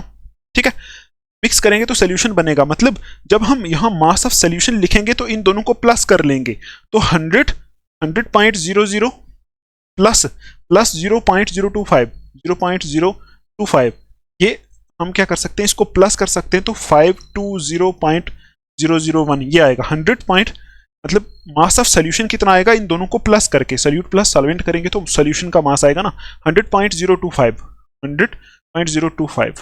ठीक, इसमें आप एक काम और भी कर सकते हो, आप ये जो पीपीएम में ये जो कंसंट्रेशन बहुत कम दी है इसको नेग्लेक्ट भी कर सकते हो, यहाँ नीचे सिर्फ 100 भी लिख सकते हो। देखो अगर हम 100 100.025 है, इस 0.5 को हम छोड़ भी सकते हैं, नेग्लेक्ट भी कर सकते हैं, इसको ऐसे भी लिखा जा सकता है क्योंकि ये बहुत छोटी टर्म है, 0.25 डिवाइडेड बाई 100 ऐसे भी लिखा जा सकता है। ठीक है, आप इसको नेग्लेक्ट कर दो सीधा सीधा, जहां ये सॉल्वेंट है, मतलब ये सॉल्वेंट है, सॉल्वेंट का मास यहां रख दो, मतलब जहां मास ऑफ सॉल्यूट बोला है वहां तो मास ऑफ सॉल्यूट रखना है, नीचे मास ऑफ सॉल्यूशन बोला है तो मास ऑफ सॉल्यूशन की जगह आप मास ऑफ सॉल्वेंट भी सीधा सीधा रख सकते हो। ठीक है, आप सॉल्वेंट ही रखो, मास ऑफ सॉल्वेंट ही रखो, क्योंकि देखो 100.025 कब आया, जब हमने इसको इससे प्लस किया। अब देखो 0.025 बहुत छोटी रकम है ना, बहुत छोटे डिजिट से, इनको हटा सकते हैं, लेफ्ट कर सकते हैं ना, राउंड ऑफ कर सकते हैं, मतलब इसको रिमूव कर सकते हैं यहां से, तो 100 आ गया। तो अब मल्टीपल बाई कितना है, 10⁻⁶। ठीक है, अब इसको सॉल्व कर सकते हो। अब आपको वही 11th की सोल्यूशन जो होता है ना, सोल्यूशन पढ़ते हैं some basic concept of chemistry में, सॉल्व करना सीखते हैं, वो लगा के यहां आपको सॉल्व करना पड़ेगा। तो इसको कैसे सॉल्व किया जा सकता है, देखो कैसे किया जा सकता है, देखो मैं समझाता हूं आपको। इस जीरो इसको कैसे लिखा जा सकता है, इसको ऐसे लिख सकते हैं 25 बाई 1000, क्योंकि 25 डिवाइड करेंगे तो 1000 आएगा ना, 1 2 3 0 में 1000 आएगा, मल्टीपल बाई ये वाला 100, 1/100, 1 बाई ये 100, इसको 1/100 कर लिया, इंटू 10⁻⁶ ये आ गया। अब देखो यहां इसको ऐसे कर सकते हैं, 25 डिवाइडेड बाई इसको 10⁻5 लिख सकते हैं, 10⁻5 देखो ना, 10⁻3 ये वाला है, 10⁻2 ये हो गया, 10⁻5 आ गया, मल्टीपल बाई 10⁻6 आ गया। ठीक है, अब देखो इसको ऊपर लेके जाएंगे तो ऐसा आएगा, 25 इंटू 10⁻6 इंटू 10⁻5 को ऊपर ले जाएंगे तो 10⁻5 आएगा। अब इसको ऐसे सॉल्व कर सकते हैं, 25 इंटू 10⁻6 माइनस 10⁻5 करेंगे तो 10⁻1 बचेगा। ठीक, basis are same, power add हो जाएगा, 10⁻1 मतलब 10, तो 250 आ जाएगा, 250। ठीक, तो यहां से आंसर आ जाएगा आपका 250 ppm। ठीक, बस यही करना था और कुछ नहीं। ठीक, कुछ भी नहीं है, क्वेश्चन बिल्कुल सिंपल है, फार्मूला अप्लाई करना है, मास ऑफ सॉल्यूट ऊपर लेना है, नीचे मास ऑफ सॉल्यूशन ओब्लिक करके सॉल्वेंट भी लिख सकते हो, मास ऑफ सॉल्वेंट भी ले सकते हो। ठीक, क्योंकि ऊपर वाला लो ना लो एक ही चीज है। अब देखते हैं दूसरा क्वेश्चन, एक और इस बेस पे क्वेश्चन, ये देखो, ये आप खुद करो, ये थोड़ा सा मैं आपको समझाता हूं कैसे करना है। मुझे उम्मीद है आपको ये क्वेश्चन समझ में आ गया होगा, अगर कोई प्रॉब्लम है तो आप पूछ लेना। ठीक, अब इसको हटा देते हैं, एक बार रुक जाओ, आप इसको हटा दें। अब देखो क्वेश्चन नंबर 8। ठीक, तो ये हम सॉल्व करते हैं, यही फार्मूला यूज करना है और कुछ नहीं। तो बोला क्या है, calculate the concentration of solution in PPM. Ppm में आपको कंसंट्रेशन निकालनी है। 5 ग्राम सोल्यूट दिया हुआ है, सोल्यूट कितना दिया है यहाँ, सीधा सीधा 5 ग्राम दिया है। ठीक, और 2 लीटर ऑफ सॉल्वेंट दिया है, सॉल्वेंट कितना दिया है, सॉल्वेंट कितना दिया है, 2 लीटर दिया है। तो क्या 2 लीटर को हम, देखो 1 litre is equal to 1000 millilitre होता है, ये तो आपको पता है, तो 2 litre is equal to 2000 millilitre हो सकता है ना, लिख सकते हैं इसको, ऐसे लिख लो। ठीक, ये आपने लिख लिया, 2 litre is equal to 2000 millilitre. अब देखो यहां हमारे पास फार्मूला क्या होता है, हमें पीपीएम निकालना है, पीपीएम निकालना है, तो पीपीएम निकालने के लिए हम क्या करते हैं, ऊपर मास ऑफ सॉल्यूट लिखते हैं, नीचे मास ऑफ सॉल्वेंट लिखते हैं। तो मास ऑफ सॉल्यूट कितना है, 5 ग्राम। अब देखो मास ऑफ सॉल्वेंट यहां 2 लीटर है, लेकिन ये देखो ये वॉल्यूम दी हुई है, मास नहीं दिया हुआ है। ठीक, तो आपके सामने, अगर मैंने आपको पहले भी बताया, अगर ऐसा क्वेश्चन आ जाए जहां सिर्फ आपसे बोला जाए कि सॉल्यूशन बना हुआ है, सॉल्वेंट का नाम ना दिया जाए, मतलब सॉल्वेंट ये ना बोला जाए कि सॉल्वेंट वाटर है या फिर बेंजीन है या फिर कौन सा है, सॉल्वेंट पता नहीं है कि कौन सा है, बस लिखा हुआ है कि सॉल्वेंट है, तो उस टाइम हम सॉल्वेंट को वाटर मानते हैं। ठीक, तो अगर हम सॉल्वेंट को वाटर माने तो हम बोलेंगे सॉल्वेंट जो ये वाला है ये वाटर है। तो अगर सॉल्वेंट वाटर है तो वाटर यहां कितना है, फिर वाटर यहां कितना है, 2000 ml है। ठीक, तो वाटर के लिए आप ये याद रख सकते हो, देखो मैं आपको समझाता हूं, वाटर की जो डेंसिटी होती है ना, वाटर की डेंसिटी होती है 1 ग्राम पर ml। ठीक है, ठीक, 1 ग्राम पर ml है, इसको ऐसे लिख सकते हैं, डेंसिटी इज इक्वल टू 1 ग्राम पर ml, ऐसे भी लिख सकते हैं। ठीक, तो डेंसिटी होती है 1, तो डेंसिटी के नीचे अगर हम 1 लिख दें, देखो डेंसिटी है ना, डेंसिटी के नीचे 1 लिख दें, डेंसिटी 1 होती है, 1 इज इक्वल टू 1 ग्राम पर ml करें। ठीक, अब इसको हम क्रॉस मल्टीपल करें, 1 इंटू ml करेंगे तो आएगा 1 ml, 1 इंटू ml करेंगे तो 1 ml आएगा, इज इक्वल टू 1 ग्राम आएगा, इज इक्वल टू 1 ग्राम। तो यहां से हमारे पास एक रिलेशन आता है कि सिर्फ वाटर के लिए आप 1 ml को 1 ग्राम लिख सकते हो। ठीक, अगर 1 ml को 1 ग्राम लिख सकते हैं तो 2000 ml को क्या हम 2000 ग्राम नहीं लिख सकते? लिख सकते हैं ना। तो इसका मतलब यहां से हम वेट निकाल सकते हैं। ठीक, हमें मास चाहिए ना, तो मास आ गया। आई होप आपको समझ में आया होगा। आपको अगर ये नहीं समझ में आया ना, ये कुछ भी नहीं है, ये कुछ भी नहीं है, ये डेंसिटी इज इक्वल टू ग्राम पर ml होता है। ठीक है, वाटर की डेंसिटी होती है 1 ग्राम पर ml। हमने 1 ग्राम डेंसिटी 1 ग्राम पर ml होती है, हमने डेंसिटी के नीचे 1 लिख दिया कि वाटर की डेंसिटी 1 होती है, इज इक्वल टू ग्राम 1 ग्राम पर बाई ml लिख दिया। इसको हमने क्रॉस मल्टीपल कर दिया, यहां से रिलेशन आ गया 1 ml इज इक्वल टू 1 ग्राम। ठीक है, ये तो आपको आता ही होगा। तो अगर 1 ml इज इक्वल टू 1 ग्राम होता है वाटर के लिए, ठीक, ये डेंसिटी से निकाला, मतलब अगर कोई और सॉल्वेंट होगा ना फिर कुछ और आएगा रिलेशन, लेकिन वाटर के लिए आप लिख सकते हो। अगर कहीं वाटर 250 ml है ना, तो इसको ग्राम में कन्वर्ट कर सकते हैं, सीधा सीधा 250 ग्राम होगा। ठीक, अगर वाटर 400 ml है तो सीधा सीधा 400 ग्राम होगा। ठीक, ये होता है। तो अगर यहाँ वाटर 2000 ml है सॉल्वेंट, तो यहाँ 2000 ग्राम होगा सीधा। तो फार्मूले में मैंने आपको बताया ऊपर मास ऑफ सल्यूट डालना है, जब हम ppm में निकालते हैं कॉन्सेंट्रेशन, ऊपर मास ऑफ सल्यूट डालना है, नीचे मास ऑफ सोल्यूशन डालना है, या फिर उसको हम मास ऑफ सॉल्वेंट भी डाल सकते हैं। सीधा सीधा सीधा याद रखो, नीचे मास ऑफ सोल्यूशन या मास ऑफ सॉल्वेंट। ठीक, तो मल्टीपल बाई 10⁻⁶। तो यहाँ हमने ppm में कॉन्सेंट्रेशन निकालनी है। पूछा यही है क्वेश्चन में कि कॉन्सेंट्रेशन ppm में निकालो। ऊपर 5 ग्राम डाल दिया सल्यूट, नीचे सॉल्वेंट का मास डालना है, दैट्स इट। तो मास कितना निकल के आया? 2000 ग्राम। अब ग्राम से ग्राम कैंसिल, मल्टीपल बाई 10⁻⁶ आ जाएगा। ठीक, अब देखो यहां से इसको कैसे सॉल्व करेंगे वो तो आपको आता ही होगा, 12th पढ़ते हो आप। देखो 5/2000 है ना, 5/2000, इसको ऐसा लिख सकते हैं 5 डिवाइडेड बाई 2 इंटू 10⁻3, ये लिख सकते हैं ना, 2 इंटू 10⁻3 लिख सकते हैं ना इसको। ठीक, मल्टीपल बाई 10⁻6।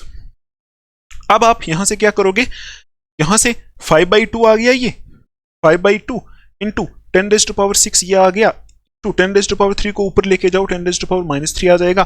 यहां से 5/2 होता है कितना, 2.5 इंटू 10⁻6 - 3 करेंगे तो कितना आएगा, 10⁻3। तो ये इतने ppm आ जाएगा कंसंट्रेशन, 0.5 इंटू 10⁻3 ppm। ठीक, आई होप आपको समझ में आया होगा ये ppm वाला सिस्टम। ऐसे ppm की कंसंट्रेशन निकालते हैं। अभी भी कोई प्रॉब्लम है तो आप मेरे से पूछ सकते हो। ठीक, अच्छा, ये था हमारा अब देखो इस ppm में कुछ और चीजें। अब ppm क्या होता है आप ज्यादा मत सोचना, कुछ भी नहीं होता। कंसंट्रेशन को एक्सप्रेस करने का एक मेथड है, फिर बोल रहा हूं, डाइल्यूट सॉल्यूशंस के लिए यूज होता है। ठीक, इसमें मिलियन वोल्ट का यूज होता है। ठीक है, मिलियन वोल्ट का यूज होता है। ठीक है, तो आप याद रखोगे आजकल जो मतलब बड़े बड़े लोग हैं ना, बोलते हैं हम, जैसे बिल गेट्स से स्टीव जॉब्स से, ये सब कुछ है ना बड़े लोग, वो बोलते हैं वो मिलियन आयर है ना, मिलियन आयर है ना। बस वहां से ही आप वर्ड मिलियन याद रख लोगे कि 1 मिलियन पार्ट्स सॉल्वेंट के अंदर कितने पार्ट्स सल्यूट के हैं। ठीक, तो ये छोटे डाइल्यूट सॉल्यूशंस के लिए यूज होता है। अब देखो इसमें भी कुछ इंपॉर्टेंट पॉइंट्स हैं, वो मैं आपको लिखवा देता हूं। पहले इसको साफ करते हैं, यहां से जो क्वेश्चन सॉल्व किया इसको साफ करते हैं। ठीक, लिख लो आप एक बार, यहां लिखो पहला point, concentration in ppm can also be expressed in mass by mass percent, जिसको हमने बोला कि इसको हम W/W भी लिखते हैं, W/W%, ये दोनों एक ही चीजें हैं, या फिर V/V%। ठीक है, और मास बाई वॉल्यूम परसेंट जो हमने पहले पढ़ा ना, ये एक पॉइंट आप याद रखोगे कि ppm के अंदर जो कंसंट्रेशन हमने यहाँ ppm निकाला, इसको हम इन में भी कन्वर्ट कर सकते हैं, mass by mass, weight by मतलब मास बाई मास, या फिर weight by wait, volume by volume percentage, या मास बाई वॉल्यूम परसेंटेज, जो हमने पहले कंसंट्रेशन टर्म्स पढ़ी ना, इस ppm को हम इनमें भी कन्वर्ट कर सकते हैं, ये याद रखना। अब कन्वर्ट कैसे करते हैं उस बेस पे आगे टेक्सचुअल क्वेश्चंस में आपको कराऊंगा, कल कराऊंगा। ठीक है, कल के लेक्चर में वहां आपको समझ में आएगा। एक आध क्वेश्चन ऐसा होगा जहां हम कन्वर्ट करते हैं। ठीक है, सिंपल है। आई होप आपको ये पॉइंट समझ में आ गया होगा, कुछ मुश्किल नहीं है इसमें। ठीक, तो उसके बाद देखो एक और पॉइंट लिखोगे आप, वो पॉइंट क्या है? वो पॉइंट है, अगर मैं बोलूं, देखो अगर मैं बोलूं 5.8 ppm, ठीक है, 5.8 ppm, तो इसका मतलब आप क्या समझोगे? 5.8 ppm का मतलब, ये ध्यान में रखना, ये यूज होगा आने वाले क्वेश्चंस में, कल के लेक्चर में, ठीक है। देखो कभी लिखा है 5.8 ppm, ठीक, तो अब आप ये देखो ppm निकालते कैसे हैं? 5.8 ppm जो है वो कैसे आता है? वो कैसे आता है मतलब इस फार्मूले से निकल के आता है ना। 5.8 कोई भी ppm वैल्यू जो यहां से निकल के आती है पार्ट्स पर मिलियन, वो इस फार्मूले से निकल के आती है। तो आप बोलोगे 5.8 ppm का मतलब है 5.8 ग्राम्स इन 10⁻⁶ ग्राम्स, ठीक, ये याद रखोगे। मतलब अब ये क्या है? 5.8 ग्राम सल्यूट है और 10⁻⁶ ग्राम सॉल्वेंट है, ये याद रखोगे। जैसे सपोज 5.8 ppm कोई चीज आपने बोला, मतलब इसकी कॉन्सेंट्रेशन 5.8 ppm है, तो आप बोलोगे 5.8 ग्राम सल्यूट कितने में? 10⁻⁶ ग्राम सॉल्वेंट में, ठीक, ये आपको याद रखना है, ठीक है। जैसे मैं बोलूं 15 ppm, तो क्या बोलोगे? बोलोगे 15 ग्राम सल्यूट है कितने में? इन 10⁻⁶ ग्राम सॉल्वेंट में, यही है ना, यही मतलब है। हमने अभी बोला ना कि होता है पार्ट्स पर मिलियन, ये मिलियन है, 10⁻⁶ ग्राम का मतलब है मिलियन। तो पार्ट्स कितने? सल्यूट के कितने पार्ट्स हैं? बिलियन पार्ट्स ऑफ सॉल्वेंट में। तो सल्यूट 15 ppm का मतलब है सल्यूट के 15 पार्ट्स हैं, 15 पार्ट्स हैं 10⁻⁶ ग्राम सॉल्वेंट में, मतलब मिलियन पार्ट सॉल्वेंट में। तो यहां सल्यूट के 5.8 पार्ट्स हैं कितने? बिलियन पार्ट सॉल्वेंट में। तो ऐसे करके आपको आना चाहिए, ठीक, थोड़ा पता होना चाहिए। उसके बाद देखो एक और चीज है, वो भी इंपॉर्टेंट है, वो आप थर्ड पॉइंट यहां लिख लो। देखो आस्ता आस्ता चलोगे, अगर आप थोड़ा थोड़ा देखोगे ना, थोड़ा थोड़ा करोगे, तो पूरा साल पढ़ते जाओगे, आपको बहुत अच्छे से तैयारी होगी, ठीक है, बहुत अच्छे से आपका पूरा पेपर होगा, ठीक है, और आप नीट वगैरह के क्वेश्चन भी आराम से सॉल्व कर लोगे, ठीक। लेकिन अगर आप बोलोगे नहीं हम एग्जाम के एक दिन पहले बुक खोलेंगे, फिर कुछ नहीं होगा, ठीक। मेरे चैनल पे ज्यादा लोग ऐसे ही आए स्टार्टिंग में, उन्होंने एग्जाम के एक दिन पहले आके बुक खोली, मेरा चैनल देखा, उसके बाद उन्होंने अनसब्सक्राइब करना स्टार्ट कर लिया, ठीक। एग्जाम के एक दिन पहले आप लेंथी लेक्चर तो नहीं देख पाओगे ना, ये उन्हीं के लिए मैं कर रहा हूँ जो डिटेल में करना चाहते हैं, ठीक। जो डिटेल में करना चाहते हैं मैं उनके साथ हूँ, जो पूरा साल मेरे साथ पढ़ेंगे, के लिए मैं 24/7 अवेलेबल हूँ, खुद मैं रिप्लाई करूंगा, देखना ग्रुप में, ठीक, आप ग्रुप ज्वाइन करना, ठीक है। जो लोग ये सोचते नहीं हम एग्जाम के एक दिन पहले पूरी बुक खोलेंगे, वो फिर क्या ही पढ़ेंगे, पेपर पास हो जाएगा उनका, लेकिन पेपर पास करके आजकल कोई मतलब नहीं है, बड़ी बड़ी डिग्रियां करके लोग बैठे हुए हैं, है ना, तो पेपर पास करके कोई क्या कर लेगा, तो ये ध्यान रखना आप। तो ये पॉइंट यहां लिख लो एक और, कि the concentration of pollutants in water, the concentration of pollutants in water, concentration of pollutants in water or atmosphere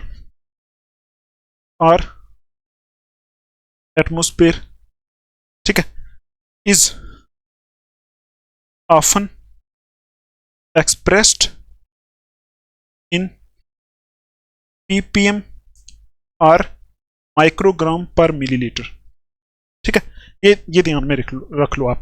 मतलब देखो ये यूज है, ये पीपीएम कॉन्सेंट्रेशन कहाँ यूज होती है उसका वो लिखा हुआ है कि concentration of pollutants in water. देखो वाटर के अंदर जो पोल्यूटेंट्स की कॉन्सेंट्रेशन होती है, देखो पानी की कोई बॉडी है, सपोज समुंदर है, उसके अंदर पोल्यूटेंट्स बहुत कम होंगे, तो पानी बहुत ज्यादा है, तो हो गया ना केस, पार्ट्स पर मिलियन हो गया, वाटर को हम मिलियन बोल देंगे, थोड़े से पोल्यूटेंट्स हैं तो उसको पार्ट्स बोल देंगे थोड़े से, है ना।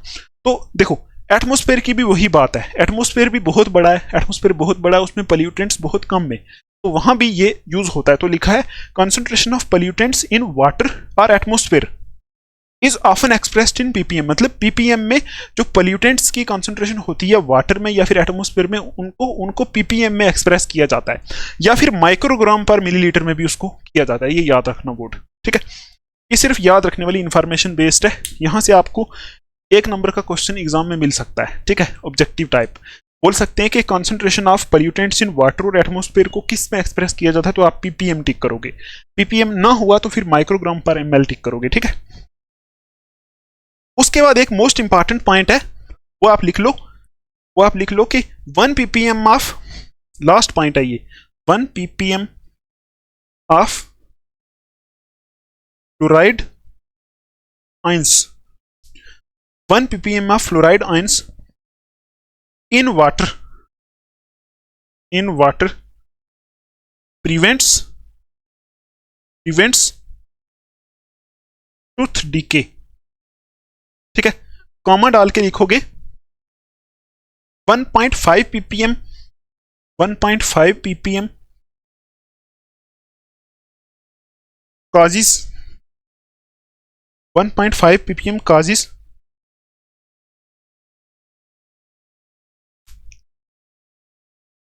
tooth to become mottled। ठीक है, and higher concentration is poisonous। ठीक, हायर कॉन्सेंट्रेशन इज पॉइजनस। आगे लिखोगे example, sodium fluoride is used in rat poison. लिखोगे example, sodium fluoride is used in rat poison. बस यही है आज का लेक्चर, इसको लिखो, खत्म करते हैं इसको। ठीक, आई होप आपने लिख लिया होगा। ये टेक्स्ट बुक से ही उठाया है मैंने, आई थिंक टेक्स्ट बुक से ही है। देखो 1 ppm ऑफ फ्लोराइड आयंस, ये अभी हमने बात की ना कि पानी के अंदर जो पानी के अंदर पोल्यूटेंट्स होते हैं ना, उनको ppm में मेजर करते हैं। सपोज पानी के अंदर पोल्यूटेंट है फ्लोराइड आयंस। ठीक है, तो यहां ये बोल रहा है कि अगर पानी के अंदर 1 ppm फ्लोराइड आयंस है, ठीक है, 1 ppm कॉन्सेंट्रेशन फ्लोराइड आयन की अगर पानी के अंदर है तो वो ठीक रहती है, अच्छी रहती है, वो टूथ डीके प्रिवेंट करती है, दांतों का जो डीके होता है उसको प्रिवेंट करती है। अगर 1.5 ppm में तो फिर प्रॉब्लम हो जाती है। अगर पानी के अंदर फ्लोराइड आयन की कॉन्सेंट्रेशन, फ्लोराइड आयन होता है F-, ठीक है, F-, आपको आगे पता चलेगा, ये फ्लोरीन के ऊपर माइनस चार्ज होता है, इसको बोलते हैं फ्लोराइड आयन। तो अगर 1 ppm कॉन्सेंट्रेशन फ्लोराइड आयन की पानी में हो तो वो टूथ डीके बचाती है, दांत खराब होने से बचाती है। अगर 1.5 ppm हो, causes tooth to become mottled। अगर 1.5 हो तो टूथ खराब होना स्टार्ट हो जाते हैं, दांतों के ऊपर ब्लैक धब्बे पड़ना स्टार्ट हो जाते हैं, ब्लैक धब्बों को मॉटल्ड बोलते हैं। ठीक, और अगर हायर कॉन्सेंट्रेशन हो तो पॉइजनस होता है। ठीक, अब ये कैसे मेजर किया जाता है कि पानी के अंदर कोई चीज कितनी है, मतलब कोई पोल्यूटेंट कितना है, उसको कैसे मेजर किया जाता है, 1 मतलब ppm यूनिट से, जो हमने पहले देखा। आई होप समझ में आया होगा। तो आप बोलोगे ये एक एग्जांपल है कि अगर 1 ppm फ्लोराइड आयन हो पानी में तो अच्छे होते हैं, अगर 1.5 ppm हो तो दांत काले होना स्टार्ट हो जाते हैं, अच्छे नहीं होते। अगर ज्यादा ppm फ्लोराइड आयन प्रेजेंट हो पानी में, वो पानी ही पॉइजनस हो जाता है। ठीक, इतना पॉइजनस हो जाता है कि उससे बंदा मर भी सकता है। तो आगे एग्जांपल में मैंने बोला है कि एग्जांपल जैसे sodium fluoride is used in rat poison. Sodium fluoride जो होता है वो रैट पॉइजन में यूज किया जाता है। सोडियम फ्लोराइड याद रखना, सोडियम फ्लोराइड रैट पॉइजन में यूज किया जाता है। ये क्यों बोला है कि सोडियम फ्लोराइड रैट पॉइजन में यूज किया जाता है, कि वहां रैट पॉइजन जो होता है उसमें फ्लोराइड आयन की, देखो सोडियम फ्लोराइड क्या होता है, NaF, सोडियम फ्लोराइड, यहां से फ्लोराइड आयन की कंसंट्रेशन ही निकलती है। मतलब ये यहां ये बोल रहा है कि पानी के अंदर अगर फ्लोराइड आयन की कंसंट्रेशन कम हो तो अच्छा रहता है, लेकिन अगर कंसंट्रेशन ज्यादा हो तो अच्छा नहीं रहता, पॉइजनस हो जाता है। जैसे आगे बोला है, जैसे सोडियम फ्लोराइड जो है वो रैट पॉइजन में यूज होता है। मतलब अगर हम ज्यादा कंसंट्रेशन में फ्लोराइड आयन अगर पानी के अंदर हो तो हमारे लिए भी वो पॉइजनस हो जाता है। तो एग्जांपल में हमने देखा है जैसे sodium fluoride is used in rat poison, कि हम रैट पॉइजन में सोडियम फ्लोराइड यूज करते हैं तो रैट मर जाता है ना, पॉइजन खा के रैट, है ना, तो उसमें सोडियम फ्लोराइड यूज करते हैं, उसमें फ्लोराइड आयन यूज करते हैं। ठीक, तो ये आप याद रखना। ये आप देखो, आपको सिर्फ कुछ ज्यादा नहीं सोचना है, सिर्फ फार्मूला आना चाहिए आपको, और छोटे मोटे क्वेश्चन सॉल्व करने आने चाहिए, ज्यादा कुछ नहीं। देखो क्योंकि ये बैच पूरा साल चलेगा ना, तो इसलिए मैं आपको बता रहा हूँ कि कुछ आपके बारे में जो जनरल इन्फॉर्मेशन है, कहाँ क्या यूज होता है, वो भी आपको बताई जाए। ठीक है, क्योंकि आपकी बुक के ऊपर लिखी है, आपकी नॉलेज बढ़ेगी। ठीक, तो ये आप याद रख लेना, सोडियम फ्लोराइड जो होता है वो रैट पॉइजन में यूज होता है। ठीक है, और फ्लोराइड आयन जो होते हैं पानी के अंदर वो इंपॉर्टेंट होते हैं। अगर कम कॉन्सेंट्रेशन में हो तो अच्छे रहते हैं, अगर ज्यादा कंसंट्रेशन में हो तो पेंट बजा देते हैं। ठीक, ये याद रखना। ठीक है, तो ये था हमारा ppm। यहां से अगर आपको कुछ प्रॉब्लम आती है तो आप मेरे से पूछ सकते हो। ठीक, तो ये फिर हमारा लेक्चर यहां तक ही रहेगा। हमने न्यूमेरिकल्स भी कर दिए, 4 हमने कंसंट्रेशन टर्म्स भी पढ़ ली। तो मैं आपको एक बार रिवाइज कराता हूं, आप मेरे साथ आंखें बंद करके रिवाइज करो। देखो, पहली चीज हमने क्या सीखी, हमने सीखा कंसंट्रेशन क्या होता है। ठीक, कंसंट्रेशन क्या होता है अगर आपको समझ में आ गया तो ठीक है। मतलब एक पर्टिकुलर सॉल्वेंट के अंदर, देखो कंसंट्रेशन की बात होती है सोल्यूशन के अंदर, क्योंकि सोल्यूशन में हम एक सॉल्वेंट डालते हैं, एक सोल्यूट डालते हैं, तो हमें कंसंट्रेशन का तो पता होना चाहिए ना कि उस सोल्यूशन में कितना सोल्यूट पड़ा है। ठीक है ना, ठीक होना चाहिए, पता कि नहीं होना चाहिए। तो देखो कंसंट्रेशन होती क्या है कि एक पर्टिकुलर सॉल्वेंट के अंदर कितना सोल्यूट पड़ा है, ठीक, उसको बोलते हैं उस सोल्यूशन की कंसंट्रेशन। अगर एक पर्टिकुलर सॉल्वेंट के अंदर बहुत सोल्यूट पड़ा है तो उस सोल्यूशन को बोलते हैं कंसंट्रेटेड सोल्यूशन। ठीक, और अगर कम सोल्यूट पड़ा है तो सॉल्वेंट ज्यादा है तो उसको बोलेंगे कि सोल्यूशन कंसंट्रेटेड नहीं है। ठीक है, और मैंने आपको बताया उसके बाद कि क्वांटिटेटिवली और क्वालिटेटिवली 2 पॉइंट बताए। क्वालिटेटिवली निकला है क्वालिटी से, मतलब अगर हम सिर्फ क्वालिटी वाइज देखें तो सोल्यूशन 2 किस्म के होते हैं, एक होता है डाइल्यूट सोल्यूशन, एक होता है कॉन्सेंट्रेटेड सोल्यूशन। डाइल्यूट में क्या होता है कि कॉन्सेंट्रेशन बहुत कम होती है। ठीक, आई होप आपको समझ में आ रहा होगा। डाइल्यूट में सोल्यूट की कॉन्सेंट्रेशन बोल रहा हूँ, क्वांटिटी। डाइल्यूट सोल्यूशन ऐसा सोल्यूशन होता है जिसमें सोल्यूट की क्वांटिटी कम होती है, और कॉन्सेंट्रेटेड सोल्यूशन हम जनरली ऐसा बोलते हैं जिसमें सोल्यूट की क्वांटिटी ज्यादा होती है। ठीक, ये हम क्वालिटेटिवली बोलते हैं, क्वालिटेटिवली मतलब क्वालिटी वाइज बोलते हैं कि ये सोल्यूशन कॉन्सेंट्रेटेड है, ये डाइल्यूट है। ठीक, लेकिन हमें वो नहीं चाहिए, हमारे पास होनी चाहिए एग्जैक्ट वैल्यू कि कितनी क्वांटिटी में सोल्यूट प्रेजेंट है। तो उस एग्जैक्ट वैल्यू जो चीज हमें दिखाती है उसको हम ओवरऑल बोलते थे क्वांटिटेटिवली, मतलब क्वांटिटी वाइज। तो क्वांटिटी वाइज जब हम देखते हैं कि किसी सोल्यूशन के अंदर सोल्यूट कितना है, तो उसके लिए बहुत सारे हमारे पास मेथड्स होते हैं, उनको हम मेथड्स ऑफ एक्सप्रेसिंग कंसंट्रेशन भी बोलते हैं, या फिर उनको हम कंसंट्रेशन टर्म्स भी बोलते हैं। ठीक, बहुत सारी होती है, मैंने आपको बता दिया। तो हमने क्या पढ़ा, मास परसेंटेज पढ़ा, mass by mass percent, volume by volume percent, mass by volume percent पढ़ा, और पीपीएम पढ़ा। ठीक, और आप अपनी नोटबुक के ऊपर एक बार लिख के अच्छे से एक बार रिवाइज कर लेना, प्रॉब्लम आई पूछ लेना, इतना काफी है आज के लिए। ठीक, तो फिर हम मिलेंगे नेक्स्ट लेक्चर में। ठीक, तो ये आपके लिए मैंने एक लाई है कोटेशन, ये आप देख सकते हो। ठीक है, तो यहां मैंने लिखा है education is the most powerful weapon which you can use to change the world. ठीक है, इसको समझो, वो आगे बढ़ो। आई होप आपको ये लेक्चर अच्छा लगेगा। तो फिर हम मिलेंगे नेक्स्ट लेक्चर में, तब तक के लिए आप अपना ध्यान रखो, अच्छे से पढ़ाई करो, take care, thanks for watching.